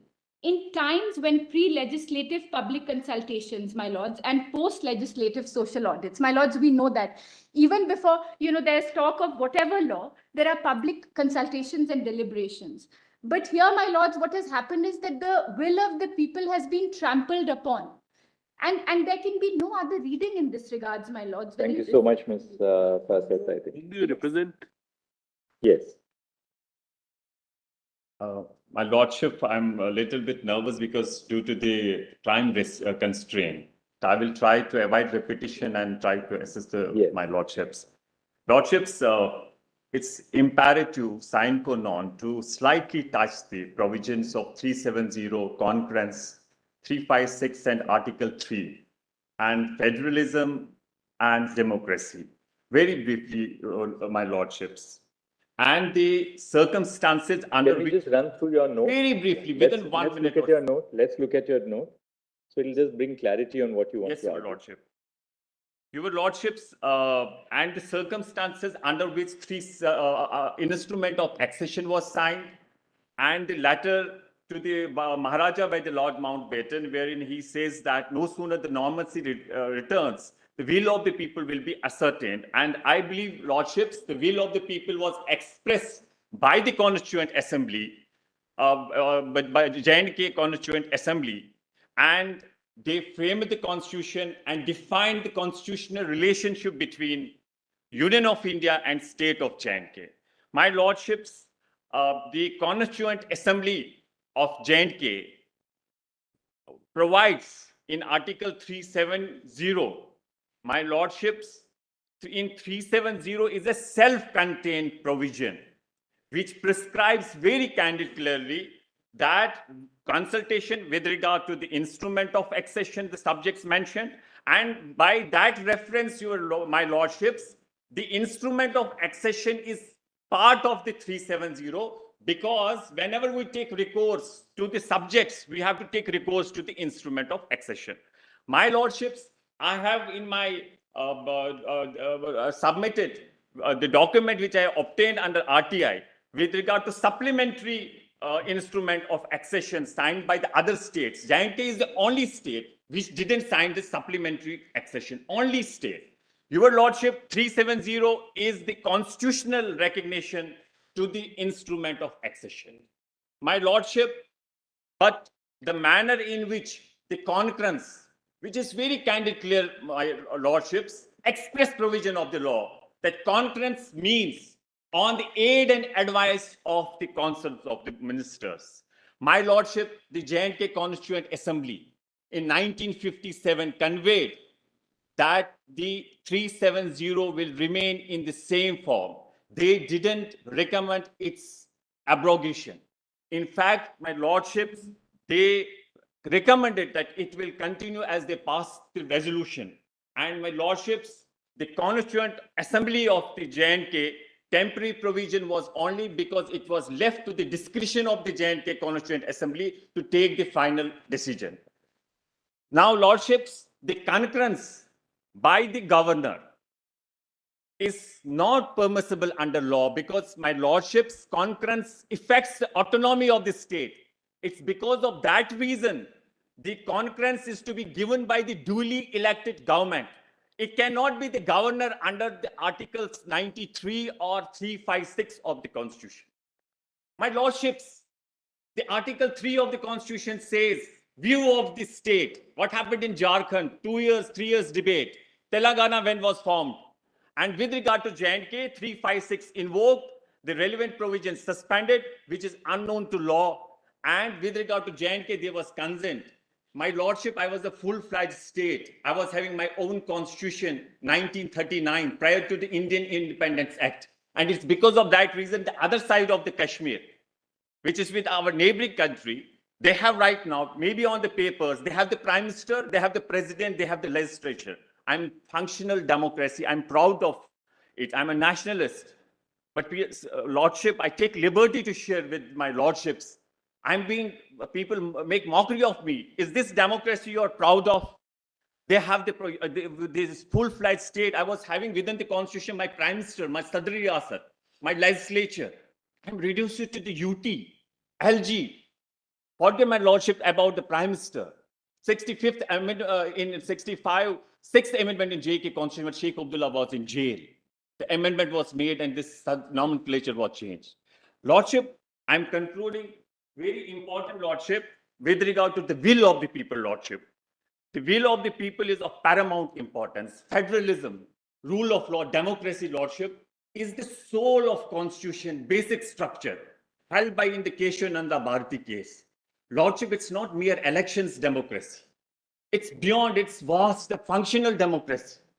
My Lordship, will of the people is of paramount importance. I'm alive of the fact, Lordship, courts are not to get swayed away. I'm 1 minute only, Lordship. Yes. Courts are not to get swayed away by the emotions, but Lordships, here in this instant case, the will of the people, that is the Constituent Assembly of the J&K, the sentiments, aspirations, the desire of the people is intrinsic to the will of the people. That is to be looked by Lordships right now. Lordships, I'm concluding, but this is very important, Lordship. That is the report of state autonomy, which is the will of the people. This autonomy report is by, it's A290, volume 14, Your Lordship, document compilation. The government has set up, Your Lordship, it's very important. What is the page? PDF page A290, Lordship. Can somebody give us the... Volume 14, Lordship. 1 second, give us. All right. What is the point in there? Point is, my Lordship, the state government set up a committee to examine the question of restoration of autonomy in the state of Jammu and Kashmir by government order number 196. Dr. Karan Singh is the head of the chairman of this committee. There are other members. Lordship, within 1 minute or so, I will conclude. This is the aim and object of this committee. However, other states exercise the choice. Yes. 519. Page A2. Yes. How other Indian states exercise their choice, how they participated in constitution framing, and in what form did they adopt it, in not our concern. This shall be referred to whatever necessary in page to follow. But it's relevant to mention here that whereas other princely states signed the instrument of accession to India and subsequently the instrument of merger, accession of J&K state was limited only to the areas of defense, external affairs, and communication. Uniquely, J&K state is the only one to have negotiated the terms of membership of the Union. Right till the Delhi Agreement, it did not accept any provision of the Constitution of India other than those agreed to the instrument of accession and retained its autonomy. Autonomy has remained since the days of accession, the heartbeat of the people of the state. State has lost all resemblance to autonomy. Its erosion is the primary cause of Kashmir discontent. Keeping this in view, Shri Narasimha Rao, the then Prime Minister of India, announced in 1995 that the Union government would be prepared to consider autonomy short of independence for Jammu and Kashmir. Mr. Devi Gowda, as Prime Minister, offered Jammu and Kashmir maximum autonomy. The assurance was incorporated in this common minimum program of the National Front government. This is very pertinent, my lordship. This is the autonomy resolution. Recommendations are there. This is by the state legislature. This is the will of the people. Lordships, Justice Sagir, a working group was constituted. One of important was headed by Justice Sagir. And the recommendation of that very committee was that the autonomy be restored to state of J&K. My lordship, J&K was having its own constitution. This is embodiment of my emotions, desire, and aspirations, the J&K constitution. My lordship provides the flag under section 144, which is made dysfunctional by the 273 CO, impugned COs. My lordship, very briefly, lordship, with regard to the which is very vital and very important. The others who have to Only 1 minute, lordship. That is the Delhi said that agreement. about 3 minutes ago, so I think we'll conclude. 1 minute, lordship. Only 1 minute. Thank you very much. Mr. Bhatt now. Mr. Bhatt, Mr. Zahur Ahmed Bhatt.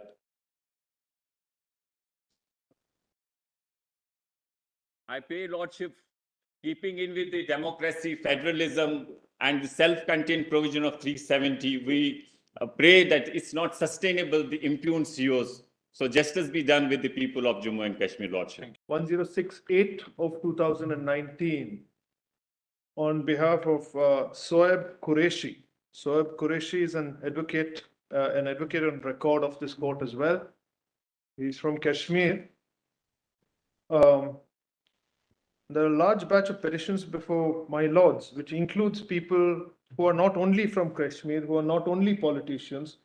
It includes a former Home Secretary from Kerala. It includes professors, educationists, etc. The reason why I mention this is this case, the way we see it, is not a case only for Kashmir or Kashmiris.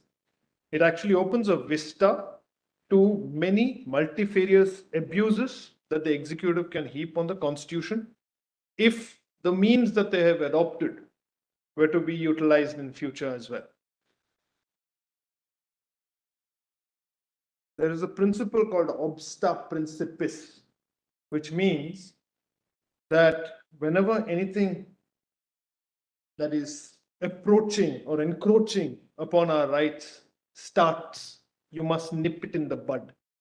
That's the reason we're all here, because this is an encroachment on something we cherish the most, which is our Constitution. Kashmir is just an example or an avenue for how that is done. And I will seek to demonstrate how that is. Now, your lordships were right when you said I've been here for 12 days, but your lordships have also been here for 12 days. So I've seen all the arguments that's come before mine, which is why I've managed to cut and crop a lot which has already been covered. I will largely be adopting the arguments that have been made by Mr. Chandrachud Singh and Dr. Dhawan and Ms. Nitya Ramakrishnan. I just wanted to tell your lordships before I start that there are some documents which I won't take your lordships through, but you may note it. I mentioned this on the last occasion, which will, I think, benefit the court when eventually you are drawing your conclusions, my lords. Mr. Ramachandran had at length gone through this matter, and he created two lists of dates, a short list of dates, which is at page 17 of the written submissions, volume 1. And a long list of dates where he extracted from every single document the relevant part and put it together. That's at page 32 of the long list of dates. So page 17 is a short list of dates of the written submissions, volume 1. And page 32 is the long list of dates. The long list of dates is what Mr. Sibal took us. No, it's different. This is different. This is from Mr. Ramachandran's submissions. Oh, Where right, this was extracts it. volume, page 32 of Written volume 2. submissions, volume 1. Mr. Sibal's is written submissions, volume 2. All right. So in written submissions, volume 1, you have page 17, which is short list of dates, page 32, which is long list of dates. Then, my lords, VP Menon's book on integration of Indian states, Mr. Prashant Sen referred to yesterday, a couple of pages. I wanted your lordship just to note that there are two chapters. One is chapter 20, which deals specifically with Jammu and Kashmir. A most remarkable man. If you see his writing, despite him being first person there, you would never find any value judgments being made. It's only purely descriptive of everything that took place. So chapter 20, which starts in volume 15, 1-5, PDF page 1257. Volume 15, PDF page 1257 is chapter 20, and at PDF page 1304, same volume, is chapter 24. Now, the second chapter deals with how the actual integration took place, the mergers, accessions, etc. The third document, which I think would benefit, my lords, is the white paper. Now, the white paper is the entirety of volume 4. So documents volume 4 is entirety of white paper.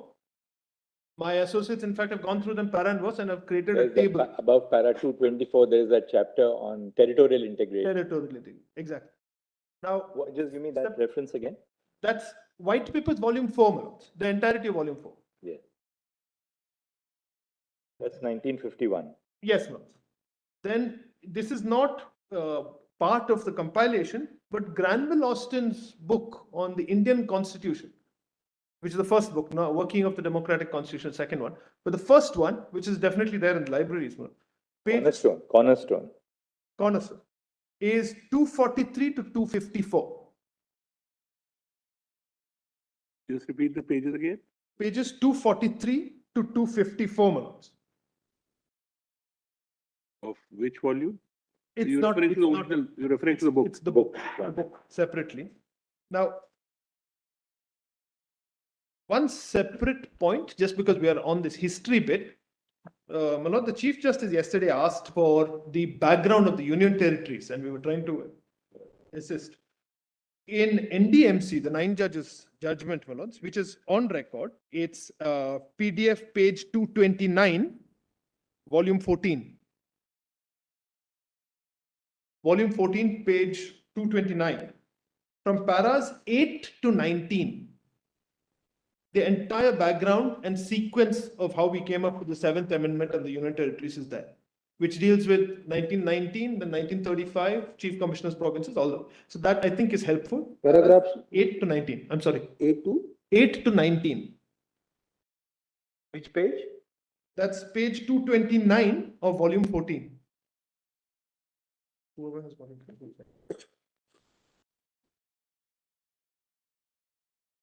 Lastly, again on that point, yesterday, my lords, we had shared the photos of that original constitution with the schedules. Yes. Now, if you noticed in the schedules, they keep referring to section 290A of the Government of India Act, because all those are states which have been added by virtue of section 290A. Now, strangely, it's not part of the Government of India Act, which we have as part of our documents, but it is part of the white paper. So in the white paper volume, PDF page 77 is where your lordship will find section 290 capital A, which was inserted for that purpose. Because I'm appearing for an advocate, I feel it was my duty, and this is what the instructions I have from aforementioned advocate, to ensure that, my lords, we must be careful when we are assisting a constitution bench to ensure that the court avoids pitfalls. Now, it would not be fair of us to present a case which is not supported by the precedent or which the precedent has specifically squashed, which has happened, and I'm afraid I'll have to do that fairly unpleasant task of differing from some of the counsels who came before me on a couple of points. I want to clear that up right now. The first, Mr. Dwivedi, he made arguments, my lords, with reference to 370 clause 3 not surviving. and the entirety of 370 therefore not survive, that the entirety of it had come to an end. Your Lordships had said constitutional practice would trump that. There was subsequent constitutional practice. But I'm afraid this was the exact argument that was taken before this bench, and where your Lordships passed the order in the Shah Faisal matter when the reference was sought. Now, the reason is Sampath Prakash, which is the 5 judges bench, had that argument taken before it, saying that 370 has come to an end. So you couldn't pass any orders after 1957 by advertence to 370 clause 1. Sampath Prakash squarely rejected it. And when, in fact, a couple of our colleagues had wanted to have that reference, we also argued, as did the government, that it should not be referred. There's no conflict. This position is fine by us. So in fairness, I must tell your Lordships that the Shah Faisal judgment is in volume 17. It's PDF 42. Could you repeat that again, please? Volume 17. Case law volume 17. Yes. PDF 42. The extract of Sampath Prakash is at para 40.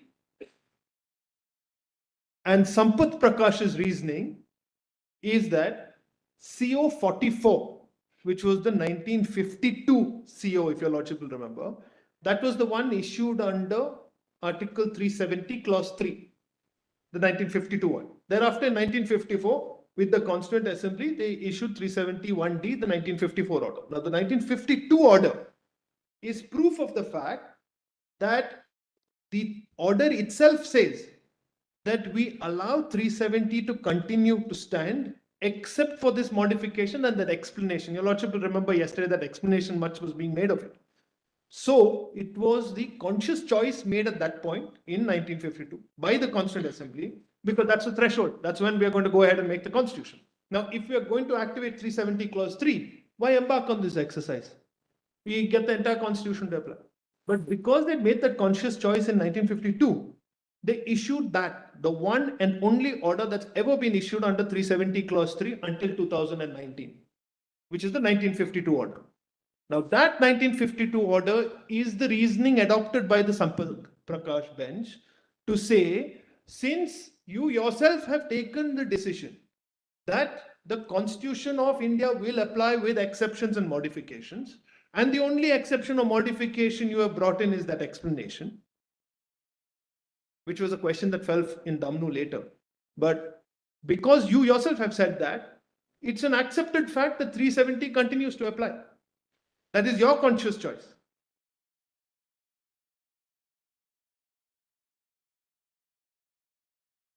I'm corrected to say it's a declaration, Malans, not an order. It's a declaration under 370 clause 3. And at para 44 of Shah Faisal, para 40 is where this extract of Sampath Prakash is. CO 44 is referred. And at para 44, your Lordships have given that as the reason why you're not referring this to a larger bench. The third reason given in para 44. The second, again, I'm afraid of, I'm sorry for the broadside, but I have to be accurate on this. Article 357, there was an argument taken by Mr. Parekh yesterday. And he was saying the part of it doesn't apply. In fact, it does, which, if your Lordships recall, how they issued these orders under 371D was they chose the part and said the part will apply subject to A, B, C exceptions or modifications. So they would refer to the article under it and then make those corrections.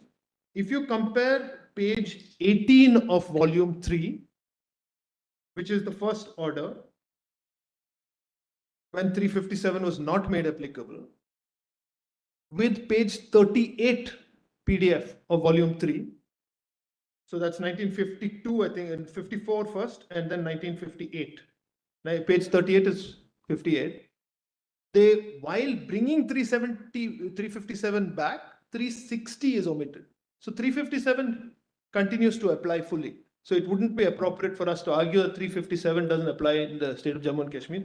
In any event, when you see volume 1, page 188, which is the documents dealing with how the Constitution of India applies to Jammu and Kashmir, that page you'll find 357 there, as it is. Volume 1, page 188, right? Yes, volume 1, page 188.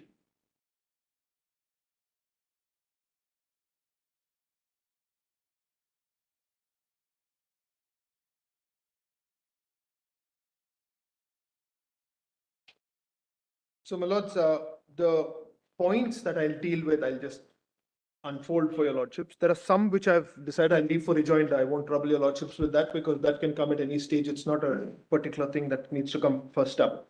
Lords, on history, there are a couple of points that I wanted to make. In fact, I have put all my oral arguments. Mr. Nurani, I was reading in the morning when, Yes. somebody cited Nurani's book. Yes. Mr. A.G. Nurani has, of course, criticized the judgment in Sampath Prakash. Yes, On the ground that he says Sampath Prakash ignores the first judgment. correct. Correct. It is. That is the argument that was taken, seeking the reference. But since we That has been now rejected. now that has been declined, I think we'll go by what the judgment, What now, of what course, they say. yes. So I believe those judgments do help us. There are portions of it which have already been read to your lordships. So I don't think I should trouble your lordships with that. Now, my lords, what I've done, I just want to let your lordships know, because I could share it with your lordship, but I needed your permission first. I've made a document of my oral arguments, which will, because I saw your lordships were grappling with going to volume and pages. So we have taken pictures of each page and put it in the note itself. So you don't have to go anywhere else. Plus, there are tables, including what you asked Mr. Zafar Shah, the comparison. So there's a 70-page document comparing the Constitution of India, Constitution of Kashmir, and Constitution of Jammu and Kashmir, showing what provisions would continue to apply, which may be different or in some cases better, as far as Jammu and Kashmir are concerned. Now, I have the document here. To make it easier reading, if I'm permitted to share that with you. Otherwise, I can just do it like this, because I know your lordship, this is not a written submission. There are no arguments here. Okay, you can. Rather than going to and fro from documents and volumes, it's all put in one place. And you have it in the soft form? I have soft it. copy? Okay. I have the soft form. It's ready to email if I can do that. Right, we'll ask him. So we'll label this now. Fixed, right?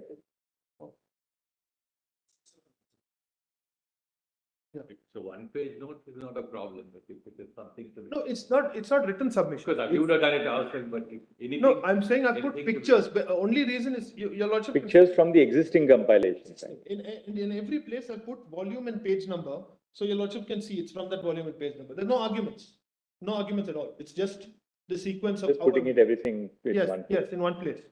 And for the annexures, which is as per, everything here is a response to the questions that came from your lordships in the last 12 days. Everything, except one last segment, which is completely different, but everything else. Which is why it's only a response to the questions. I think we have to assist your lordships now. So, it's been sent, so it will be shared. Chetan, mila hai kuch?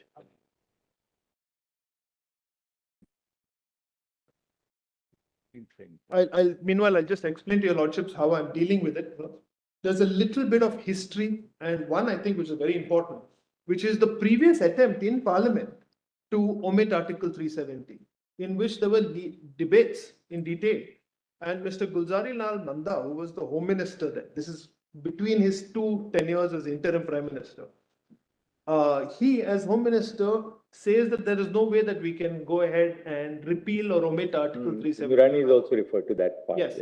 In fact, I think just before me, Mr. Beg referred to that tunnel that came from that answer to that debate. So the history, I think some aspects of this history may be relevant to be looked at. Also, some of the speeches given in the Jammu and Kashmir Constituent Assembly, you've seen a few, but I think it rings true. All of them repeatedly are so happy, and they always say there are applause and there's cheers about the fact that they joined India. There's no question about any kind of secession, any second thoughts about it, etc. The fact that Sheikh Abdullah in 1972, after his prolonged incarceration, when he was to come back and form the government, they entered into an agreement, Sheikh Abdullah and Mrs. Gandhi.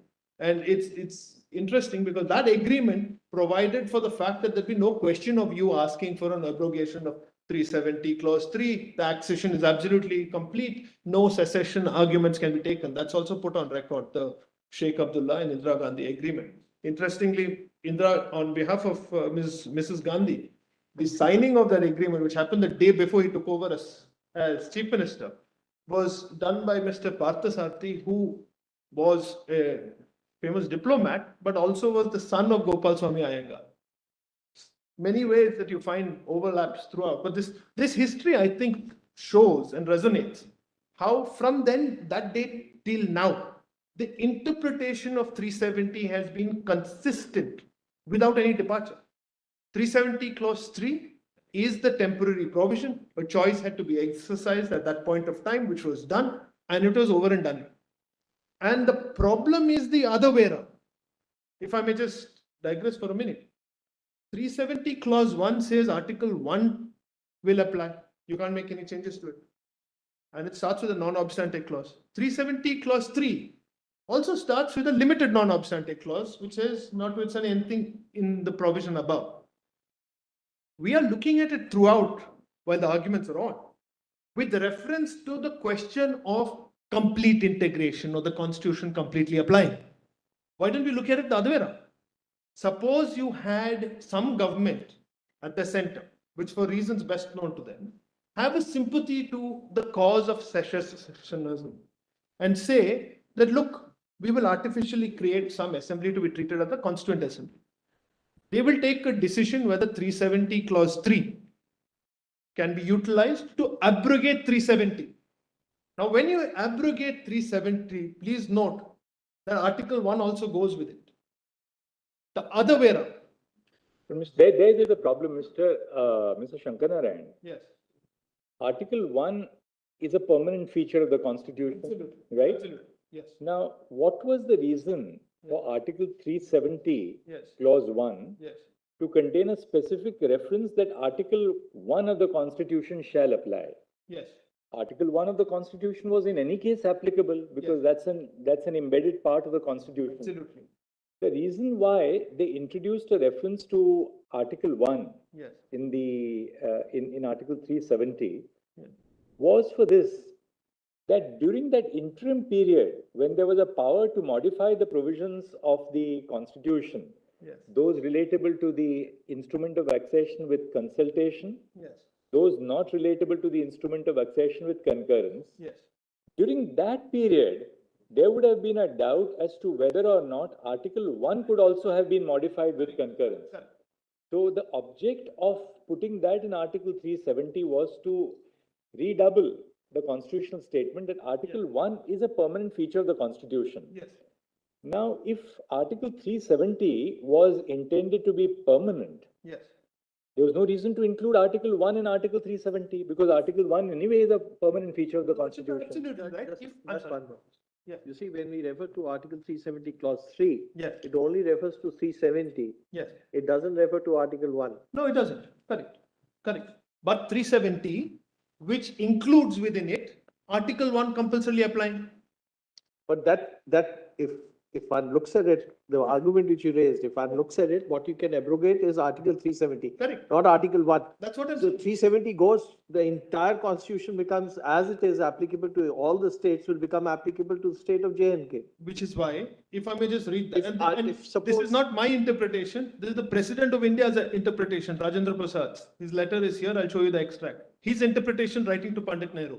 But allow me to just show your lordship for a minute, 370. You will never attribute to the Constitution Yes, the use of a surplusage. absolutely. Right? Every Absolutely. word in the Constitution, we apply that principle to an ordinary statute of the legislature. Yes, More so to the Constitution, that you would never attribute to the Constitution makers any intent to use a surplusage or something without meaning. absolutely. And the reason why Article 1 is specifically referred to in Article 370 is Yes, that during that interim period, while other provisions could have been modified, it's very clear that Article 1 will not be modified. absolutely. Which is a clear indicator of the fact that 370 was never intended to be permanent.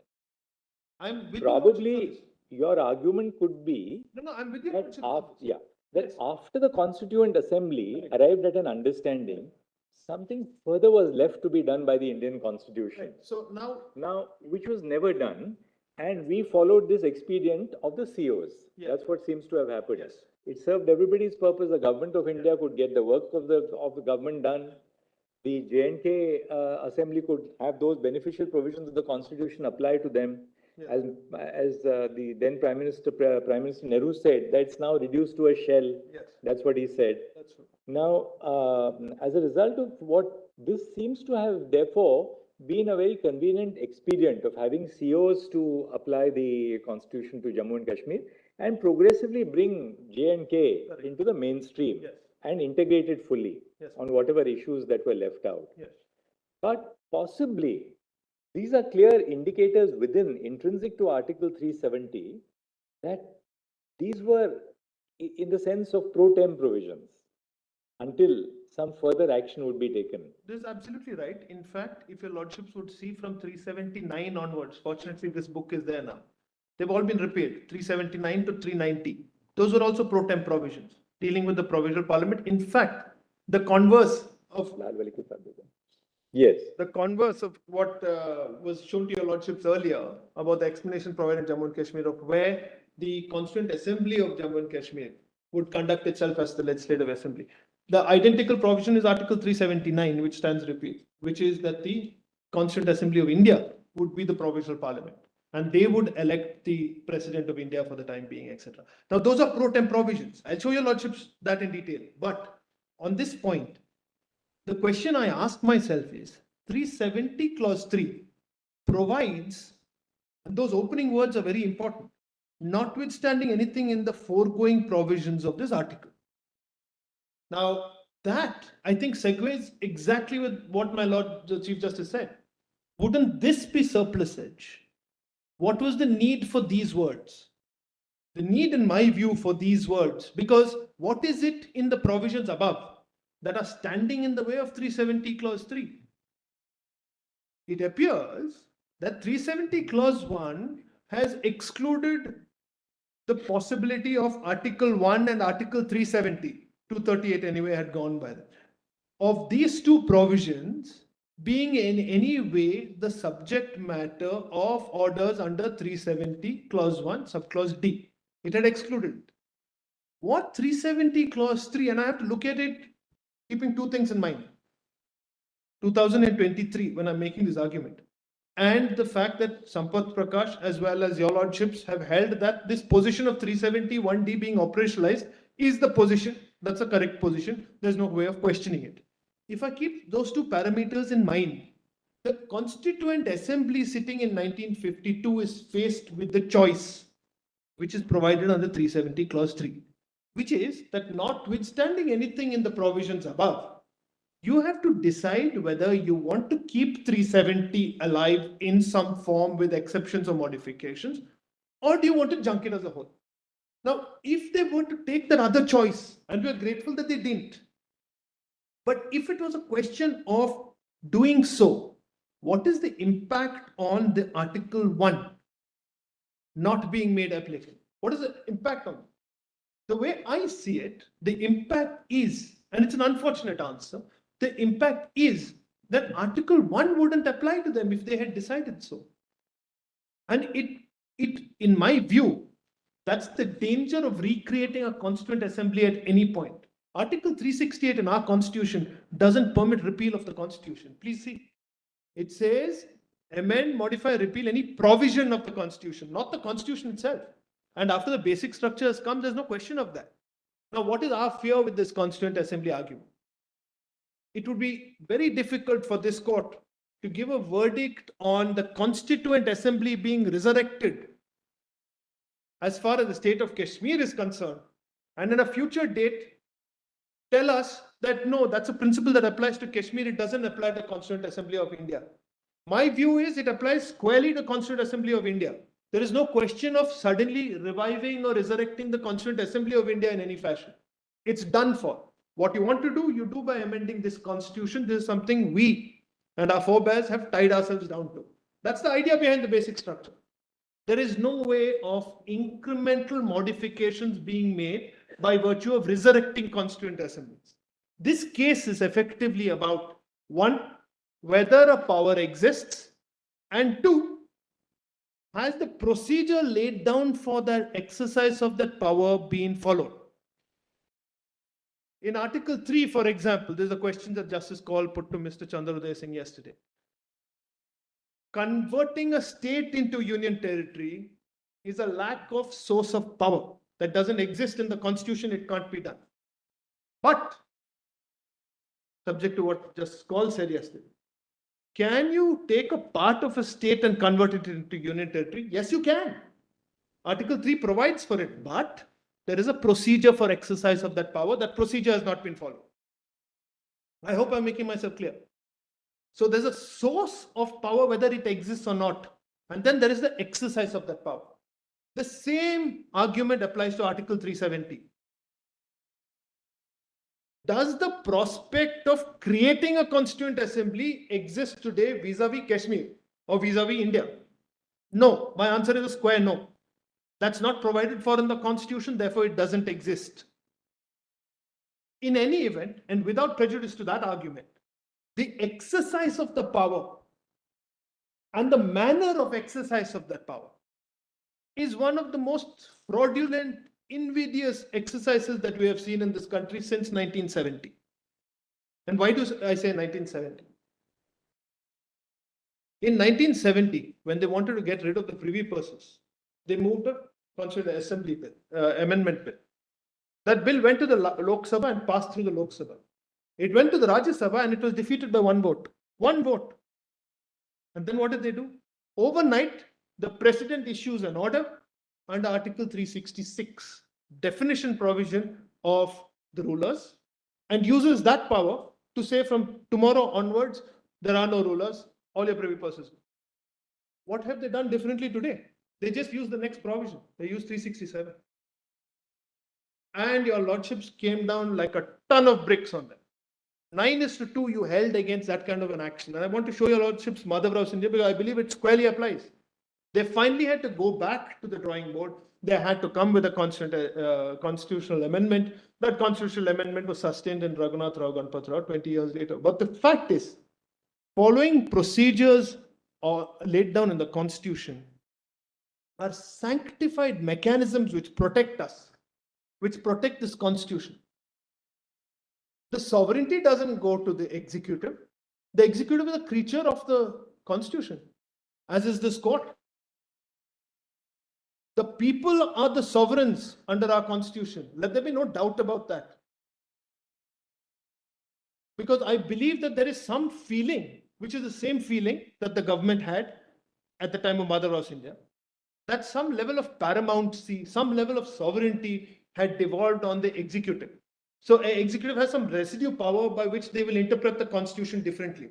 They will use definition clauses where they can't touch it directly. My Lord Justice Khanna on day one was considering the proviso to Article 370 and said, look, that's a proviso. But the proviso is perhaps the most important thing in this constitution. Constitution amendments in this country have been struck down on only two grounds, only two. One was basic structure, the other was a proviso. The proviso in 368(2) was the reason why in Quixote Holohan, para 7 was struck down. Again, the amendments that were brought in for cooperative societies, your Lordship struck down because it didn't meet with 368(2).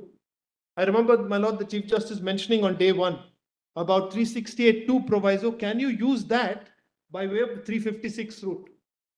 I think that's a fantastic question. That's the heart of this case. Can you do that? Can you use 367? Can you use 366? Can you go sideways? The proviso provides the procedure you will follow. And you, creature and servant of the Constitution, will use no other procedure. We are not sitting here in deference to our equals. Our elected representatives have taken a choice. They've made a choice that they will follow the Constitution. Their oaths bind them to it. And they decide to follow devices like this. And they possibly don't learn from the lessons of the past. And I want to show your Lordship the language of Justice Hidayatullah, Justice Shah in majority, Justice Hegde concurring in Madhavrao. It completely, in my view, covers this case fully. It's the exact same thing. In fact, it's less complicated, less experimental. But I'll come to that now. That's the history part. On 370, because these words are very, very important in our constitution. We can't read them as out of context specific provisions with specific words.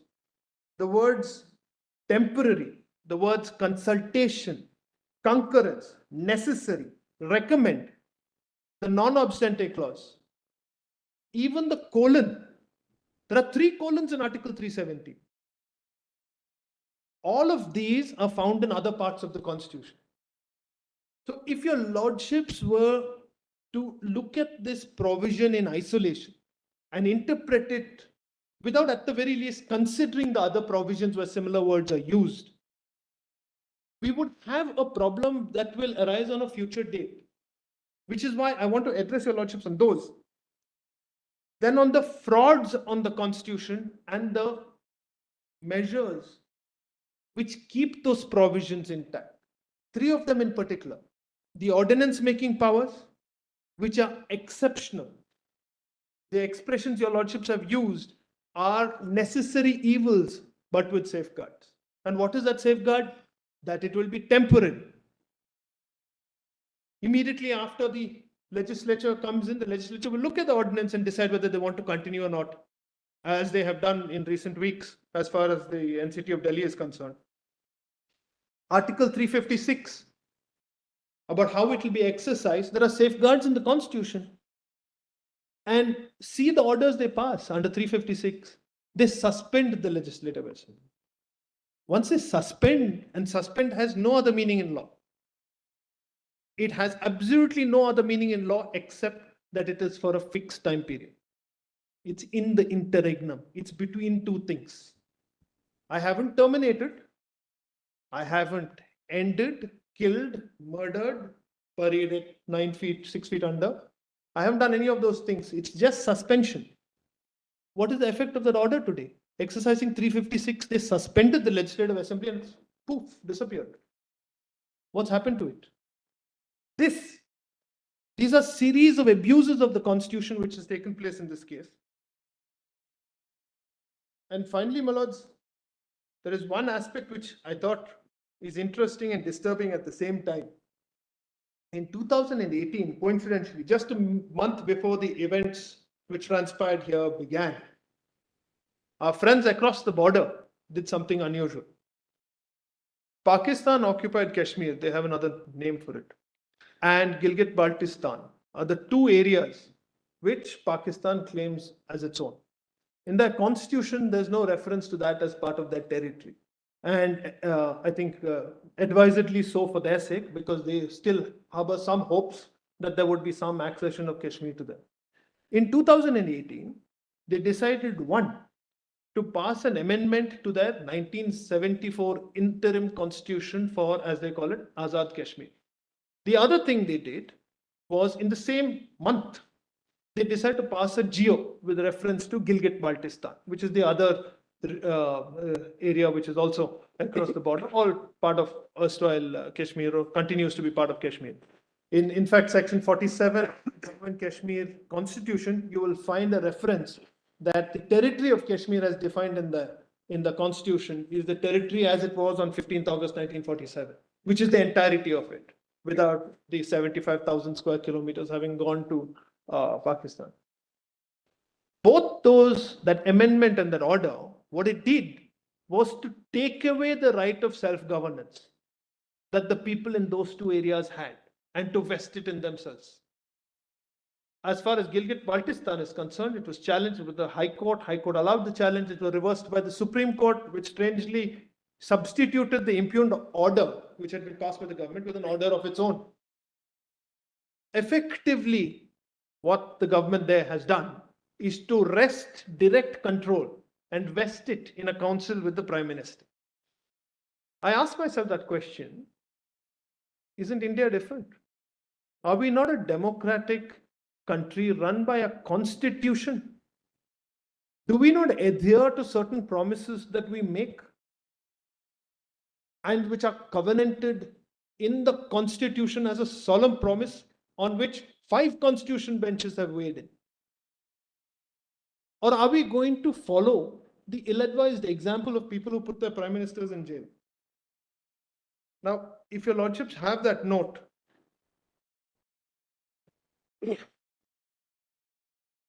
I am not sure if it's been uploaded. It's, we've got it there. Sorry. If your lordship can then just skip quickly down to page 2, my lords. I won't take long. I've just given the outline already.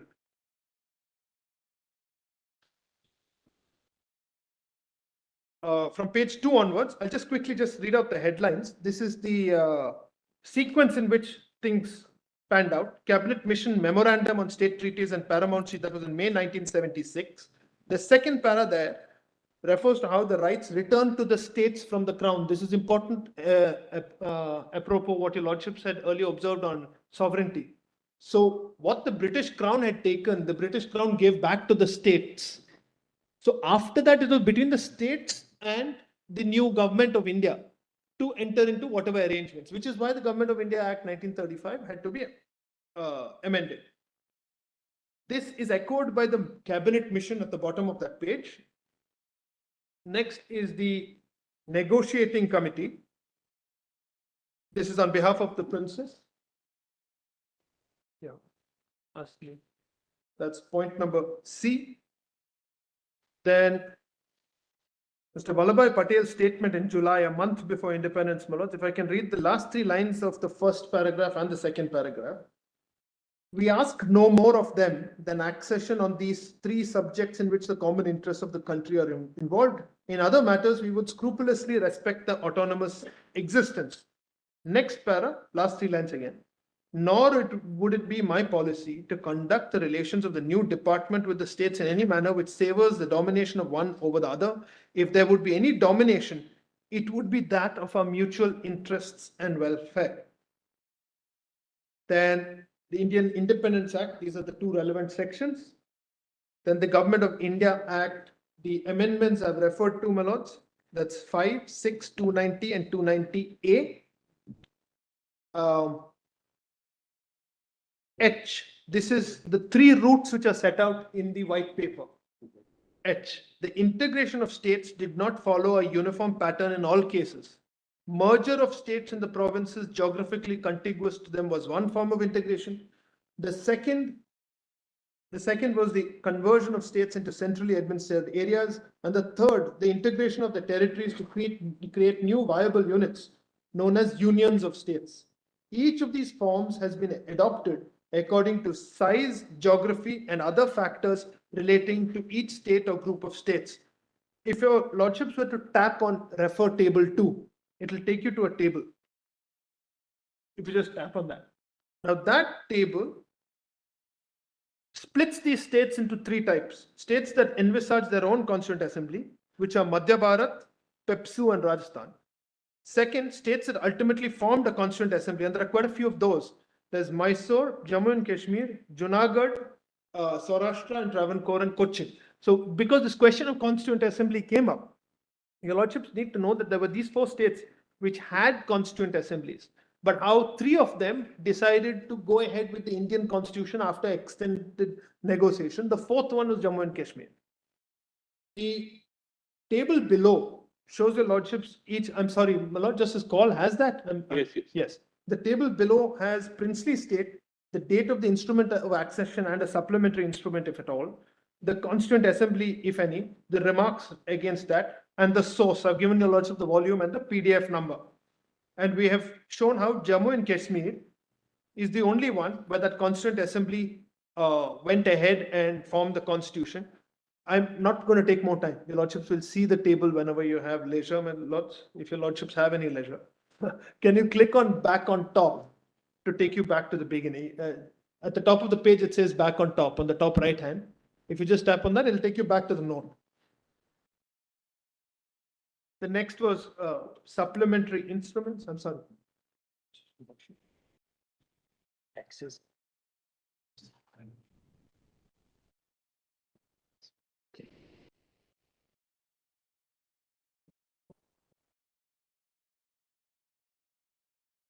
Hello, Justice Gavai, you have the note.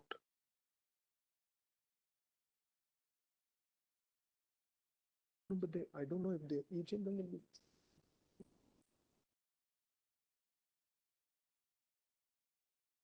But do they don't expect that? Yeah. Okay.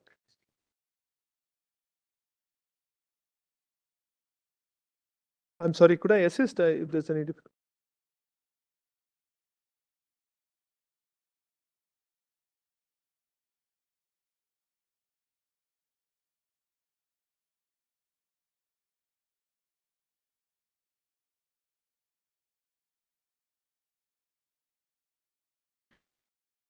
No, I don't know if we have in that. I think it's across.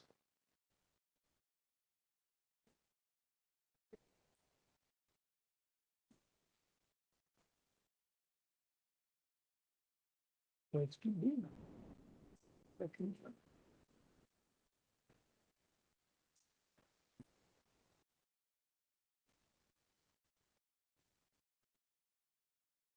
Blue screen, we don't have to look at that.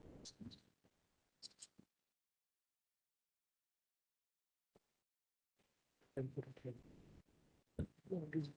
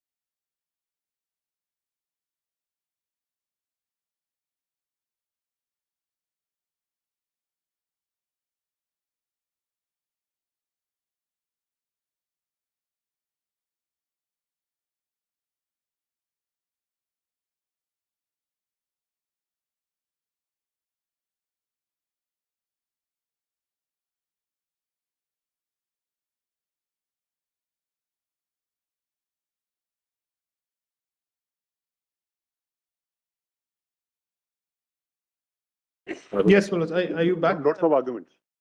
I'm not sure. Huh? Page 4, I think. Page 4.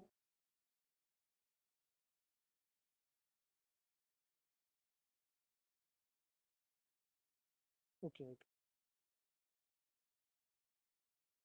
After table 2. After table 2. Yes. Supplementary instrument. I'm sorry? States with constituent assemblies. That's para 2. Yes, yes, yes.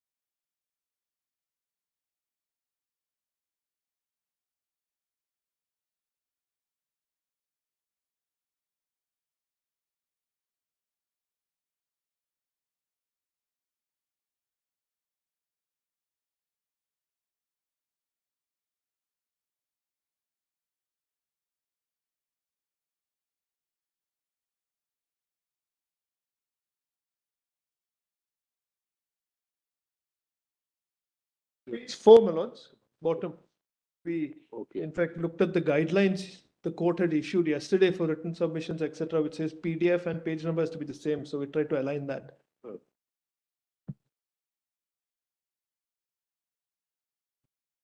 We're reading the white paper, no? Yes, my lords. That states with constituent assemblies, there are those 2 bullet points below that. 7 princely states, your lordships have that? Bottom of page 4. PNRO committee. Yes.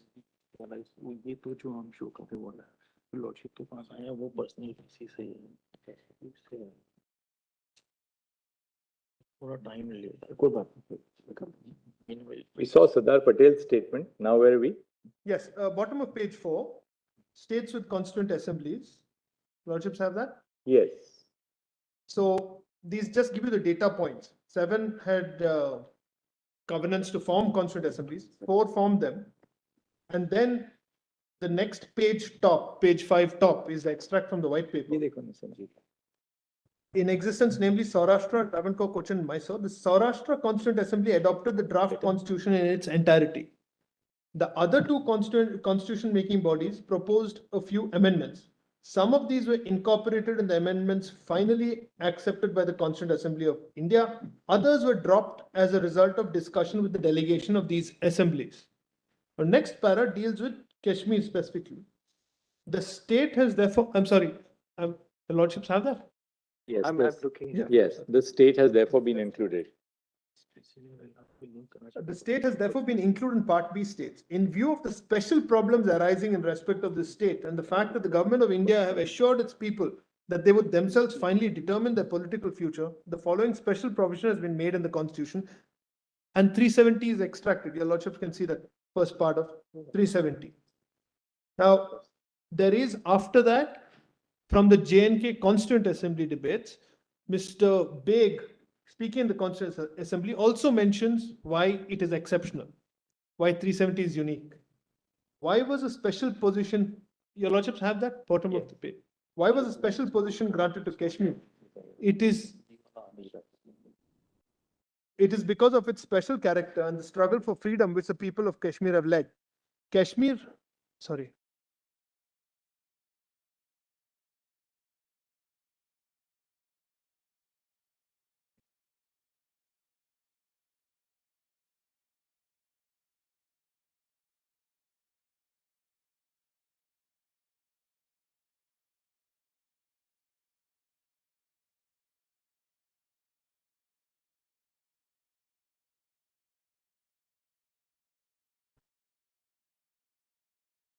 Kashmir, sorry.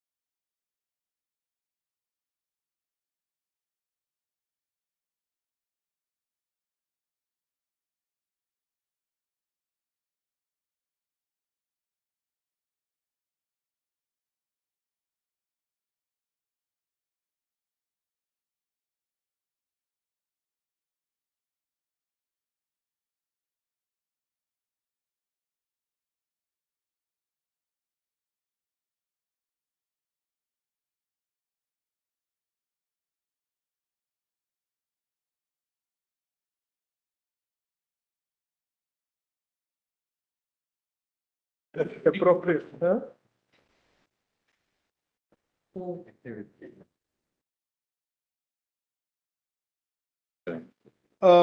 The second sentence there, Kashmir, let me say, is the only state with this composition of population which chose voluntarily to accede to India, and we are happy about it. Within brackets, cheers. This is the first reason. Secondly, Kashmir has a strong popular movement behind it for which it fought for 21 years. That movement was for the establishment of communal harmony and welfare of the masses.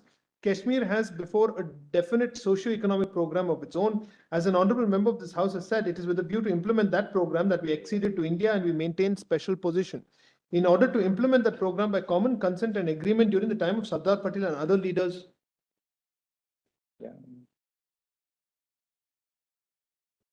And other leaders of India, special position was given to us. Therefore, any question of having given this special position to us for a temporary period does not arise.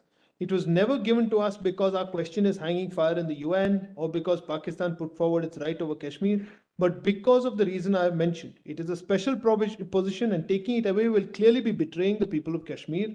We made our mind clear to India, and I'm glad it was understood by the Indian government. Honorable members of this house have expressed their doubts as regards the residuary powers, etc. Then Dr. Rajendra Prasad's note as president. This is sent to Prime Minister Nehru on 6 September 52. There can be no doubt that Article 370, and particularly Clause 3 thereof, is of an exceptional nature. While it safeguards in Clause 2 the right of the Constituent Assembly of Jammu and Kashmir to revise or annul any action taken by the government of that state in giving concurrence under Clause 1B2 and the second proviso to Clause 1D of Article 370. It excludes altogether the Parliament of India from having any say regarding the Constitution of Jammu and Kashmir and places full power in the hands of the government, including the power to amend the Constitution of India. It is therefore necessary to examine the wording of this peculiar clause with some care for a correct application of the comprehensive terms that Parliament could never have intended that such an extraordinary power of amending the Constitution by executive order was to be enjoyed without any limitation as to the number of times on which it could be exercised, or as to the period within which it was exercisable, or as to the scope and extent of the modifications and exceptions that could be made. It cannot be seriously maintained that for all time to come, the application of our Constitution to Jammu and Kashmir would derive its authority from Article 370 to the complete exclusion of Parliament. The marginal note to Article 370 itself describes the nature of the article as temporary provision with respect to the state of Jammu and Kashmir. Please mark this note. The conclusion, therefore, seems to me to be irresistible, that Clause 3 of Article 370 was not intended to be used from time to time. The correct view appears to be that recourse is to be had to this clause only when the Constituent Assembly of the state has been fully framed. So it's a one-time exercise as far as 370 Clause 3 is concerned. I know it's troubling your lordships about 370 being a temporary provision. Our case, at least my case, 370 Clause 3 is a one-time decision-making exercise to be carried out by the Constituent Assembly. If abrogation is to be done, it's to be done once. And if it's done, 370 is out of the window, no problem. But if they did what they did in 1952 and decided to have their own constitution, 371D then continues to operate and has been utilized precisely like that. And that's why Sampath Prakash said it's permissible. Kumar Shankar Narayan, this entire version can be read differently also, against you also. That it was made as per Dr. Rajendra Prasad, that Clause 3 will be adopted and applied by the Constituent Assembly, and it will be abrogated forever. It can be read that way also. If you read it, carefully, that's the. Even if I were to read it like that, that's the. One thing is very clear. If you read he says that it can be used. Just read what you have said. I've read that. I've read that. So he is very clear about one thing, about taking out Clause 3 and referring to it. That he's very clear about. He's also very clear about it not being used repeatedly. We can't. No, I'm saying there's no two ways. I don't think the President of India was under any misapprehension of what the Constituent Assembly of Jammu and Kashmir was. If you read the first portion, yes, probably the entire context in which he is saying is, yes, there will be Article 370 will probably not see the light of the day after the Constituent Assembly of J&K The abrogation. excises the power in the clause 3 of It is 370. temporary to the extent of abrogation, to that extent. To the rest of it, which is why 370 clause 2 is transitory. 370 clause 3. I'm not for the moment suggesting what the interpretation should be. No, I agree. No, What but I'm- it's food what for I'm thought, only- definitely. What I'm only Yes. trying to point out is Yes. there are two ways to look at the speech. Yes. Context in which if Yes. contextual interpretation is to be adopted. If your lordships were then to see the entirety, because what I've extracted is page 774 and page 778, 779. If I read the entirety of it, which will take some time, I don't think your lordship will be left We'll in examine that, we'll examine. Yeah, I leave it to your lordships to examine. Just see the whole letter. There's no doubt. There are three things that the president does. He takes up 370 clause 3, tries to understand its implication. He refers specifically to the Constituent Assembly, and he makes it clear that this is not a step that can be repeated. Those are three things that I adopt. Now, I have made a reference here, Manoj. This is only because the entire history with reference to all these aspects were also culled out by Justice Hidayatullah in Madhav Rao Scindia's judgment. So I've referred here, but your lordship can just jot on the side, paras 5 to 15 of Madhav Rao Scindia, which volume? It's here only, volume 6. Volume 6, PDF pages 419 to 425. PDF pages? PDF pages 419 to 425. That is Mother House India. It's written here, Manoj. Your lordship can see. It's volume 6. Starts at 420. You need not do this. Starting pages? You need not do this. Starts at 390. Confine yourself to that other one. Yeah. 6 page. Yeah. It starts at page 390.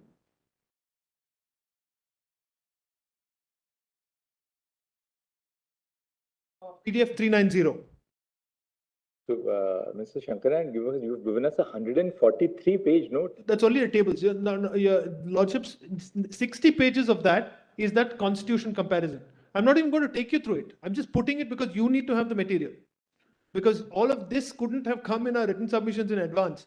When your lordship put those questions saying we want to see the comparison, we had to respond to that. So I'm not going into any of that. Now, how much more time, Mr. Shankaran? I'll wrap up, Manoj. I'll wrap up. I'm just going quickly. That's why I'm not showing your lordships too much. So let's. So this was primarily to show the unique nature of Kashmir. I'm sorry.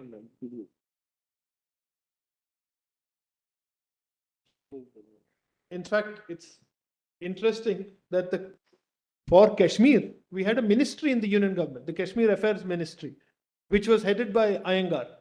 But for everything else, it was Sardar Patel. And apparently there was a little bit of kind of discomfiture between the two of them about that. So Kashmir's unique position, and the reason why I'm saying this is because in the second NCT judgment, your lordships have unanimously looked at 239 AA and Delhi as being not just a simple union territory like the rest of them, but being a little different. I'm canvassing the same for Kashmir. It's very clearly different. There is a different arrangement. Its inception was different. Its birth was different. Its life has been different. It's got a constitution. It's been running 70 years.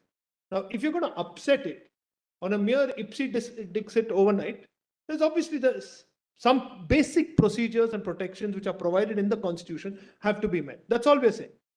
We're not saying that you can't do this, especially when we have reached this far. In 1908, I'm sorry to digress, but in 1908, in the marathon in the Olympics, there was an Italian man who was a male man who took part in the Olympics. Yes. His name was Dorando Pietri. Dorando Pietri reached, after finishing the entire 42-kilometer stretch, reached the stadium, and I think it was Paris. And he ran into the stadium, and then he was so exhausted and dehydrated that he was collapsing. So thrice, the umpires, referees, people who were standing near, helped him pass the finish line, and he came first. And then they stripped him of his medal. They said that you took help, and the rules don't permit you taking any help of any sort whatsoever. But he did running himself, and they disqualified him. The reason I'm mentioning this is pretty much where Kashmir had come with adopting India's constitution. We had entered the stadium. Kashmir had entered the stadium. It was near the finish line. there was an illegitimate assistance given to get it past the finish line, which is completely unnecessary. Completely uncalled for, contrary to procedure. You lose a gold medal as a consequence. Also, my lords, the promises that were made at the beginning of the constitution as against now. There was the people of Kashmir through the Constituent Assembly took the decision not to anyway adopt, exercise Article Mr. 370 Shankara, and clause. should we not, I mean, just as a hypothesis. Yes. It's sort of worrying me, and therefore I'm putting it to you at this point, maybe a little digression. Yes. Can we not possibly read Article 370 as indicating two terminal points? Yes. The first terminal point is in clause 2 of Article 370, namely the formation of the Constituent Assembly of the state for the purpose of framing the Constitution. Framing the Constitution, that's correct. The second terminal point is indicated in the proviso to clause 3. Yes. That again refers to the recommendation of the Constituent Assembly. Correct. Interestingly, 370 is silent on what the regime should be once the Constituent Assembly is formed and has taken a decision. Which is why two views. There's complete silence. Yes. Right? Yes.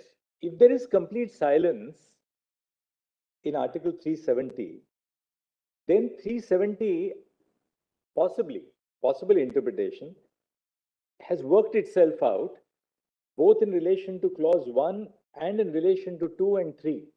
That's a possibility. Right? In which case, once that happens, yes, then we have two options. Yes. Your line of thinking would be then, but therefore then the constitution of the state of Jammu and Kashmir will fill in the void, and that will trump, and that will be the supreme document. Yes. The other view possibly is, can the constitution of a federating unit ever rise above the source of the federating unit?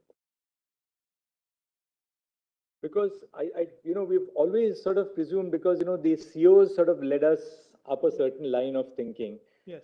That may have been done. That may have, we're not saying at all that that was unconstitutional. It would be very, very improper. I mean, not improper, but obviously these are statesmen who have operated this nation for the last 70 years. And we shouldn't say that, well, they did something which is unconstitutional. They did that to sort of further the course of governance in the nation. But the judgment in Sampath. They did that to further the course of governance in the nation. But if the terminal point of 370 is the Constituent Assembly's work, yes, then is it not necessary that the work of the Constituent Assembly of the state of J&K has to be embodied in this constitution to make it operational?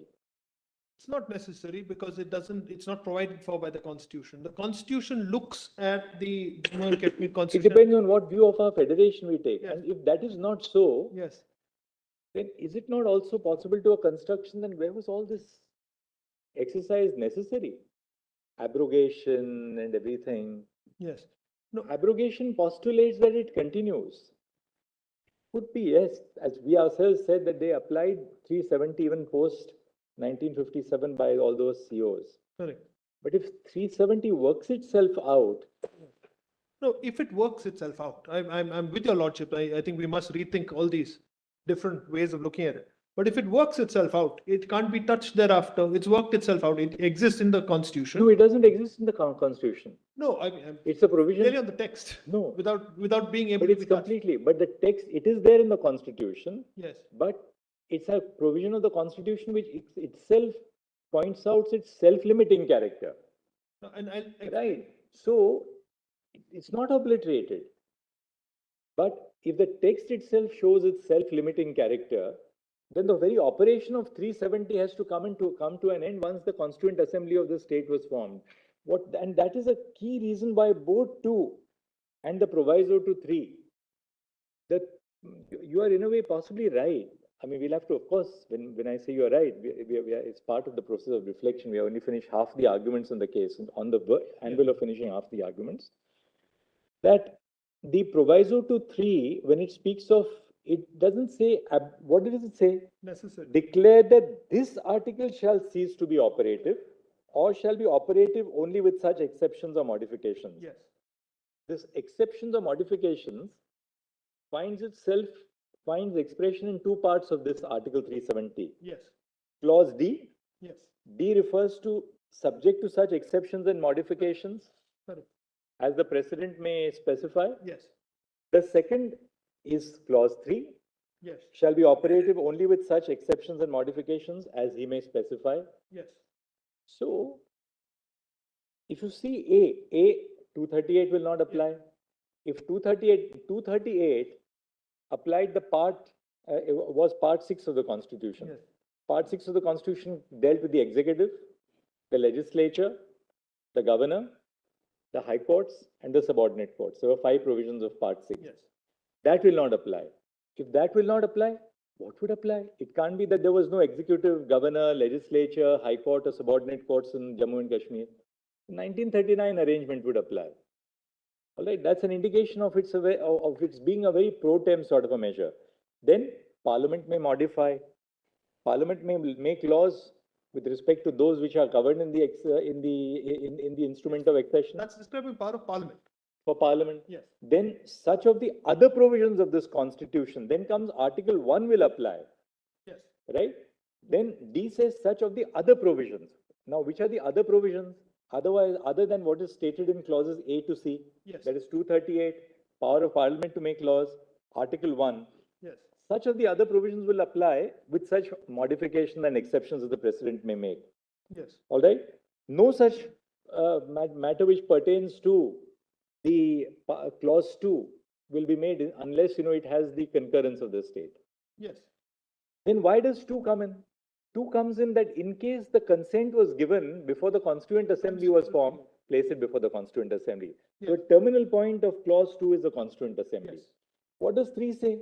Notwithstanding anything in this article, notwithstanding not anything in the Constitution, but in this article, the President may declare that this article will not apply, not any other provision. Three, in my view, overrides 2 and 1. Absolutely. 3 stands right at the very top. Because of the notwithstanding, Which is why, just non-obstante leave the clause. 1952 order for a minute. Right, so that Which is in terms of 3. Right, 1952 order therefore was the only order before 2019 which applied clause 3. Correct. The point now is this, Yes, that is there not intrinsic evidence that 370 itself is self-limiting once the Constituent Assembly has come to an end? as far And as we if are it is concerned, 370 self-limiting- clause 3 comes to an end with the Constituent Assembly. That's our argument. But then the point is this, then do we say that our constitution must be so read to treat the constitution of J&K as an overriding document which will apply in preference to our Because if you constitution? see the Constitution of Jammu and Kashmir, it differs to the Indian Constitution. Absolutely, you're absolutely right. It only In makes which case- small nominal changes. And In all which its- case, yes. really speaking, though the constitution of J&K framed its relationship with the Union of Yes. India, Yes. unless that relationship was embodied in the Indian constitution, how will it bind the Dominion of India or the successor parliaments of the executive here? For the simple reason that when the Indian Constitution specifically recognizes a Constituent Assembly for only one state in the country and says that Constituent Assembly has the task of deciding to abrogate the clause or not. The Constituent Assembly and its task, which is described in clause 2, is constitutionally recognized.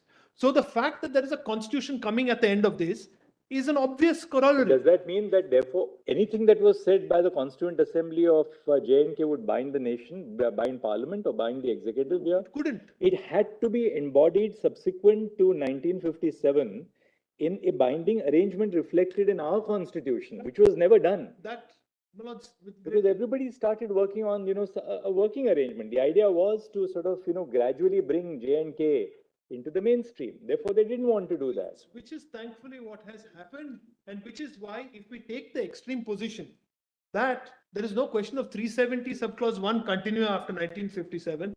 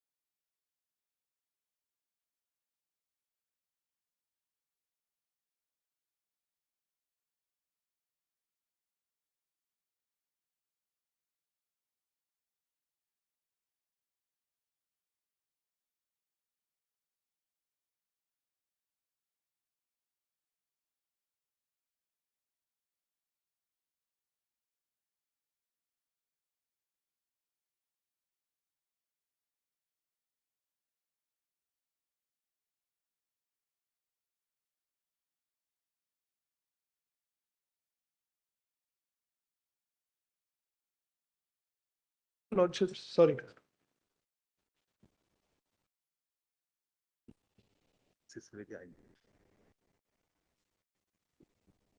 Shankar, 370 at clause 340 will, now I think 340 we will finally wrap up and think- give I them mean, 20 minutes to start This opening is the not debate. anything that has been said before, which is why I'm saying it. So I in fact abandoned this interpretation of 370 except to say one last thing. 370 clause 3 says President may. So 370 clause 3 need never have been operationalized. Please note that. If the recommendation didn't come from the Constituent Assembly at any stage, then the president would have nothing to decide a recommendation on. So while the Constituent Assembly was on, if 370 clause 3 sat there quietly in the waiting room and was never called in, and then the Constituent Assembly went after the Constitution came in, 370 clause 3 would expire there without it ever having been operationalized because it's a question of may, necessary, recommendation, Constituent Assembly. With those four absent, there's no question then of it being operationalized. But your Lordship's question on Jammu and Kashmir Constitution being recognized here, the Jammu and Kashmir Constitution refers to the Constitution of India as it goes through its avatars. That's in the definitional clause. There are several articles that refer to the Indian Constitution. All the COs that came after 1954 and including 54 refers to the Constitution of Jammu and Kashmir. So as Mr. Subramaniam said, there is a bridge, and that acknowledgement is there even in correspondences which have been shown to that extent. But the answer has to be no. If your Lordship's question is the Constitution of Jammu and Kashmir referred to in the Constitution? No, it's not. But it's understood that it's there. It's a classic federal situation like in the US, where states have their own constitutions, flags, etc., etc. Yeah, that's. Now, the next point, Manoj, page 8. This is the earlier attempt to abrogate Article 370. If your Lordship sees, this is to omit Article 370. Just a couple of paras. This is on the right side, if your Lordships will see Sri Nanda, right side column at page 8. He's the Home Minister at that point. And let me just show your Lordships after the extract, and this extract is important. But I don't know if your Lordships were shown that 368 has a proviso in its application to Jammu and Kashmir. Now, because of that proviso, I have to differ a little bit from Mr. Sibal's interpretation. When your Lordship asked, what are the ways they could have done it if they didn't adopt 370 clause 3? My response on that day and this is 370 subclause 1D is the only way they could have done it, by following the procedure under 1D. What they would have to do under 1D is as follows. First, they would have to get rid of this proviso under 368, because the proviso requires that every time India's constitution is amended. They have not done it. They have not done it. They haven't done it. No. If they do it, we'll see how it is to be tested. That's all. Yes. Why but the reason why I'm giving the solution to the government. You're not an advisory jurisdiction to tell them how to do it, how not to. I know. But the reason I'm telling them, I need to tell them how to do it, not for my sake or theirs, but to satisfy the conscience. What they have done is correctly done or not. I agree. We are not here to give them advice as to what they think they can't do it. Yes. We will determine could they do it or could they not do it. At this stage, if they need your advice, they will ask you whether to do it in another manner. Very well. So he would, I may. The reason is that it troubles your Lordship's conscience, and I can understand why. If there was absolutely no way of totally integrating Kashmir with India, that was never at all considered. There is a legitimate way. They know what the legitimate way is. It's happening over a period of time. COs have been issued. And it will come to its logical conclusion. The further movement of the remaining assimilation could have been done by this method or not. That's what we are testing. That's exactly what we're saying. And that is why Mr. Nanda gives the reasoning. Next page, if your Lordship sees page 9. This qualification or this proviso, which excludes the scope of amendments to 370 without certain steps having been taken under 370 itself. We cannot amend the Constitution. Those steps have not been taken, and therefore this bill will suffer from an inherent disability. This may be taken up later on if need be and if necessary, but apart from this, I can leave the rest of that. Next para, this is important. The position is this: while the rest of the contents of the Constitution to which I have made reference negate the application of the provisions of Constitution to Jammu and Kashmir, some of them by extension, others directly. The only avenue of taking the constitution into Jammu and Kashmir is through the application of the provisions of Article 370. That is the only way of bringing back the constitution in J&K. That is my reading of the constitution. Then the sentence about the tunnel, and I say, may I submit to him and the other friends that Article 370 is neither a wall nor a mountain, but that is a tunnel. And he explains further that at the bottom of the page, why he thinks 370 is beautifully conceived, etc., etc. I won't spend any more time on that. On the next is my interpretation on 370. There are a few tables which are annexed to it. The first is with reference to temporary. If you click on table 7, Malor, it shows all the temporary and transitional provisions as on 26 January 1950 in part 21 of the Constitution. I've included those which have subsequently been repealed by the 7th Amendment. But all of these, and the second column shows which are temporary, which are transitional. The head of the chapter, if your lordship may note, initially said only temporary and transitional. Special came later by way of an amendment. So it wasn't there initially. They were only temporary and transitional. And these are the provisions. Your lordship can go back to top. Also, because I think perhaps we shouldn't pay too much attention to this marginal note and temporary troubling us, because there are many provisions across the Constitution outside of Part 21, which are also temporary in nature, which is in Table 8. And the last column in Table 8, if you click on Table 8, the last column shows what those provisions are predicated on until a law is made by Parliament, etc., etc. For example, appointment of the Election Commission, your lordships found that there was a void, and until a law is made, your lordships provided a mechanism. Now the government realized that mechanism should have come much earlier, so they've made a law. The time periods, just for a minute, if you see 334, Article 334, Anglo-Indians, their reservation has come to an end. 70 years has been substituted and remains substituted, but for the SC/ST, they made it 80 years. So that's a temporary provision. It was allowed as long as those extensions existed. I won't spend any more time on that, but just to say that when your lordship look at 73(2) is not a temporary provision. These are not Article 73(2), these are not temporary provisions. These are provisions which will continue unless varied by any law of Parliament. Correct. But these are not temporary. No, unless an action is taken. So similar to 370 clause 3, where the action had to be taken by the Constituent Assembly but didn't happen. Similarly here, where Parliament has to make a law but doesn't make a law, it becomes predicated on an action by one of the instruments. That's all. So we are pointing out that the other parts of the Constitution, like when you say 70 years, there's no doubt. It initially said 10 years for the reservation. So that 10 years is temporary. Otherwise, they wouldn't put a time period on it at all. I shouldn't give them more ideas, but they should put a time period on this. The reservation would go on forever. So the marginal note, Keshav Nanda's 4 judgments we have put there, which show that marginal note can really be used as an aid. This is only on the temporary part of it. Then, if your lordship sees para 2 on page 10, I've referred to table 1, which are the constitutional provisions applicable to Jammu and Kashmir. Just for a minute, if you click on that, I'm just rushing now. This is, your lordships have it on the screen. This gives you an example. The ones in green are the important provisions relating to Jammu and Kashmir. So the first column is the provision of Indian Constitution. Second column is that which was made applicable to Jammu and Kashmir with what modification.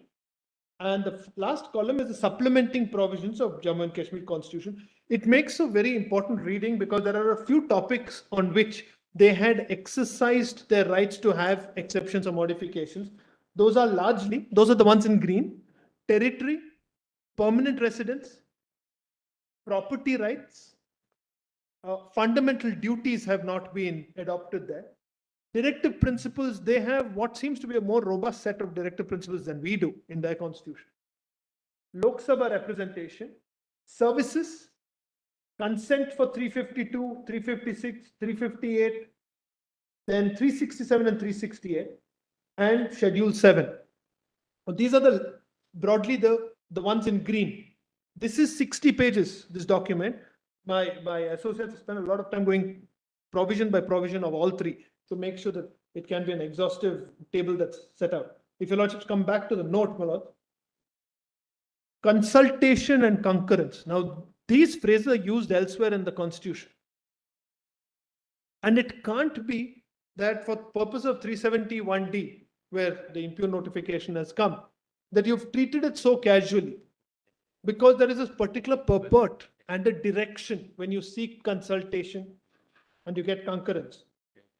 In the demonetization case, Justice Gavai was part of the bench, and speaking through him, para 245 talks about the different types of consultation. These paras are set out. I'm not reading them. Second is the consultation which your lordships, in as far as appointment of judges in both SCORA as well as the special reference, you've read consultation in a particular way. So there is a meeting of minds. Now, it may not be the 124 interpretation that you have to have, but you have to some basic meeting of minds, as with the RBI in the demonetization case, as between the collegium and the government here, a certain meeting of minds.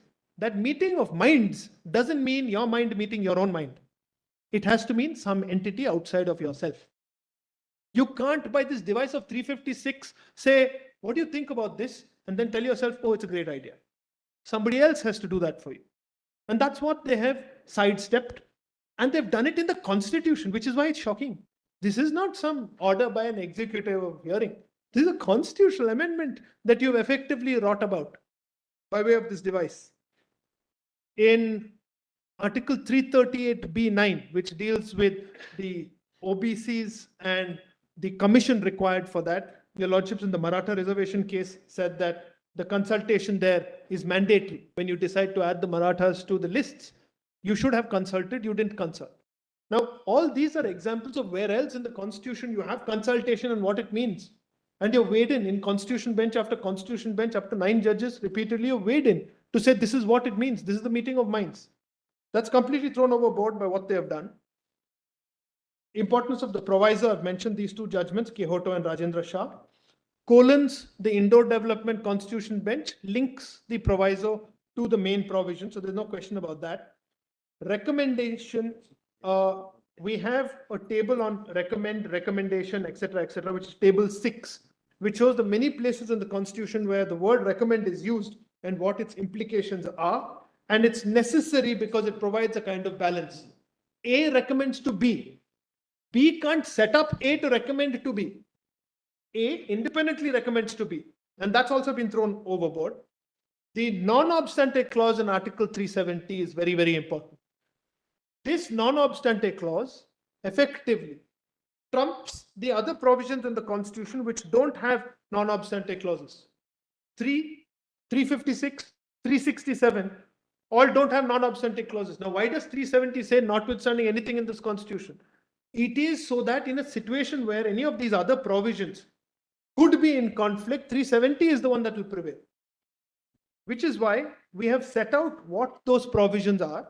The first bullet point talks about to Article 3, that proviso, which is in the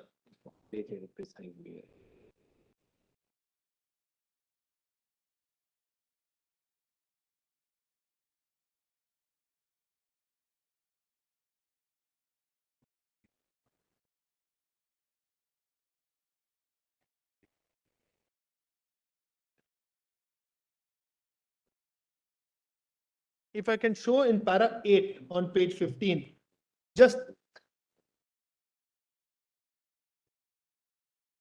how Article 366 was misused in Madhav India. 367 is being misused here. Just see, 367, you please note, falls in part 19, my lords. So it's not covered by 368(2) proviso. So everything in 368(2) proviso, which needs half the states to give its consent, they can do by way of 367. Just say for each of these articles, this provision will read thus. Examples. The word person in Article 21 can be interpreted to mean person accused of an offense. In 367, I'll put an interpretation clause which says person in Article 21 will mean person accused of an offense. So all other rights that your lordships have read into Article 21 is out of the window because it's only person accused of an offense. Why co-location? It's right next to Article 20, it's 21. So it's similar kind of people. That's the justification they could give if we allow this to happen. Using 367, the phrase the legislatures of not less than one half of the states in the second proviso to 368 could be read as the Rajya Sabha or the law minister. You could say that. We followed the right procedure. We followed a procedure of doing it by way of 367. Giving all these ideas, Mr. Shankar. Which is why, please take a sledgehammer to this.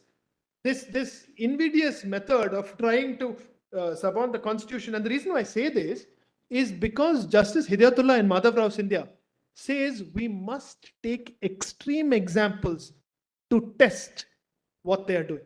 Only when you take extreme examples, he talks about the Maharaja of Sindh and says, suppose the Maharaja of Sindh is now said to be the said to be the Nizam of Hyderabad.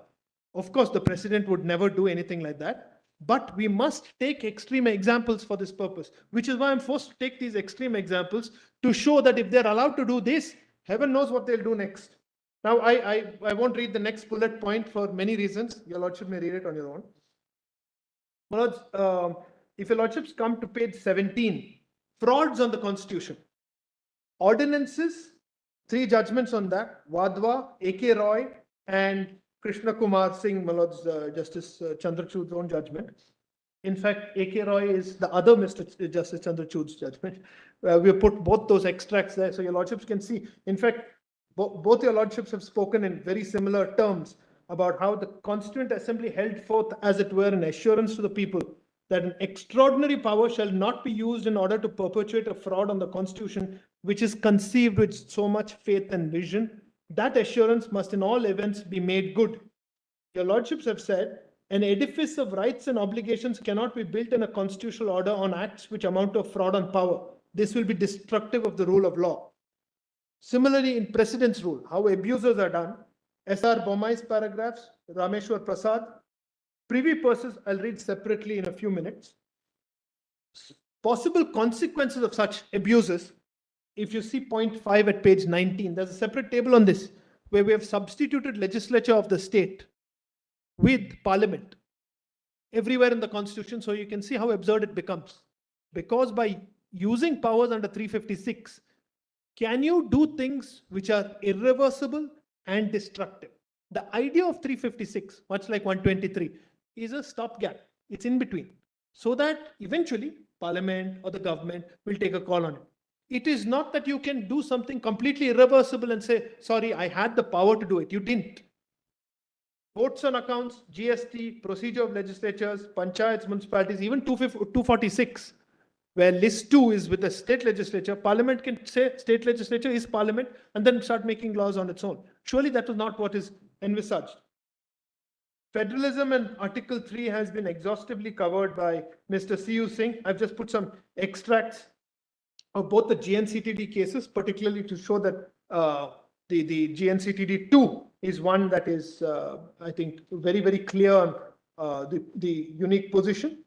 And one small thing at point 2, page 22, second point, 12 reorganization acts have been enacted. We have given that list, that's table 4.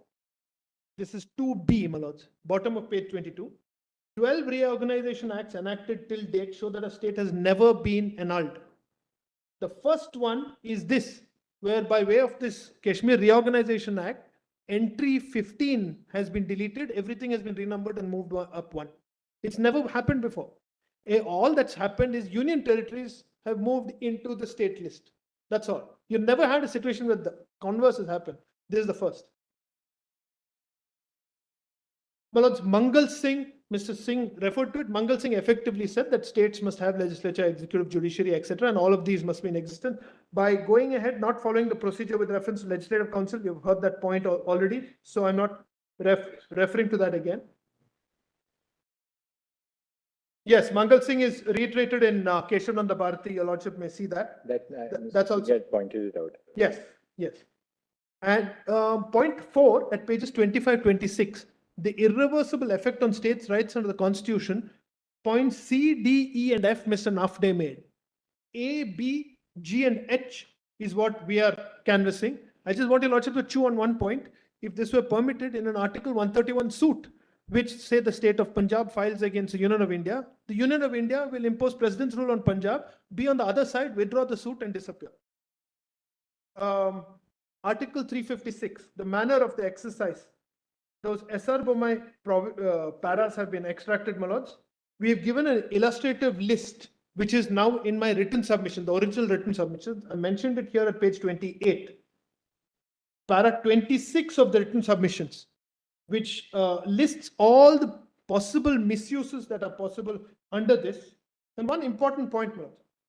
What is permitted under 356(1)(a) is only for the functions of the government to be taken by the president.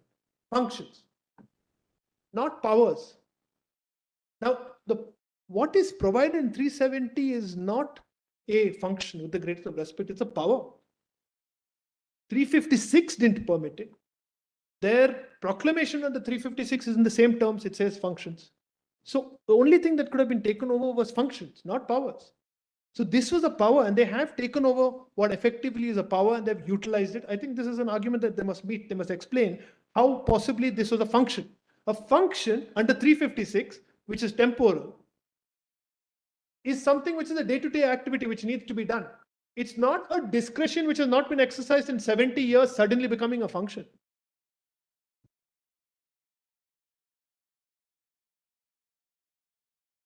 I have pointed out how irrevocable changes cannot be made. And the last point, I've given your lordships the details of the judgments, the amendments, etc., dealing with Pakistan, Gilgit-Baltistan, as well as what they call Azad Kashmir. And hopefully we will not tread down the same path. I just want to conclude with one last thing, which I have set out. That's already been done.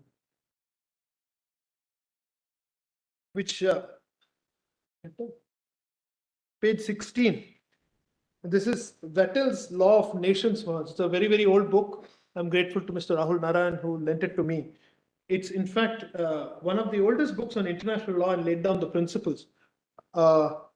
George Washington didn't return his copy to the local library in Philadelphia, and they discovered it 200 years later. Now, if I can just read 2 paragraphs of this, it's set out at page 16. I'll just read that because I think it's important for us to bear in mind. Para 30. The constitution and laws of a state are the basis of the public tranquility, the firmest support of political authority, and the security for the liberty of the citizens. But this constitution is a vain phantom, and the best laws are useless if they be not religiously observed. The nation ought then to watch very attentively in order to render them equally respected by those who govern and by the people destined to obey. To attack the constitution of the state and to violate its laws is a capital crime against society. Please note this. And if those guilty of it are invested with authority, they add to this crime a perfidious abuse of the power with which they are entrusted. The nation ought constantly to repress them with its utmost vigor and vigilance as the importance of the case requires. And then, para 35. But in treating here of the change of the constitution, we treat only of the right. The question of expediency belongs to politics. We shall therefore only observe in general that great changes in a state being delicate and dangerous operations, and frequent changes being in their own official, a people ought to be very circumspect in this point and never be inclined to make innovations without the most pressing reasons or an absolute necessity. The fickleness of the Athenians was ever inimical to the happiness of the republic, and at length proved fatal to that liberty of which they were so jealous without knowing how to enjoy it. My lords, in Mother of India, I'll just give your lordships the paragraphs. Please read it at your own leisure, and it's very, very important. Justice Shah, speaking for 7 judges. Mr. Shankaran, and you said that twice or thrice at your own leisure, but have you left us any after this comprehensive? I'm so sorry, I don't want to take more time. Comprehensive, no, absolutely. Not even leisure for now, for the next couple of months. No leisure. I'm so sorry. But your lordship, we must compliment you and thank you and your juniors as well for putting this together, because this actually puts very, very, I was just telling Brother Sanjiv Khanna, very, assisted please me tell all your names. I put them in the written summary, but they've been most. You've put it all together, so it makes our task so much easier than to constantly cross-reference. I'm grateful. But just if your lordship can note, Justice Shah This is at PDF page 448 is where Justice Shah starts, speaking for 7. He's joined by Justice Hidayatullah earlier and Justice Hegde later. Paras 94, 111. Then Justice Hegde, who says it's fraudulent and for collateral reasons, at 173 and 176. Should I repeat those? 173, You put it in the note. No, that's not in the note. That's why. I'm so sorry. Just one second. That's not Just in come the- again then. This is Madhurao, right? Yes. Justice Shah, paras 94 and 111. There's lots more, but I'm just giving you what I think is the most. 94 and 111. Yes. Justice Hegde at 173 and 176. Paras 173 and 176. And Justice Hidayatullah at paras 42, 53, and paras 73. 73 is where he says extreme examples are necessary to solve extreme cases. Because I believe this is an extreme case, mainly because of the way they have conducted themselves. I'm most grateful for the patient hearing you. Mr. Shankar. Most grateful.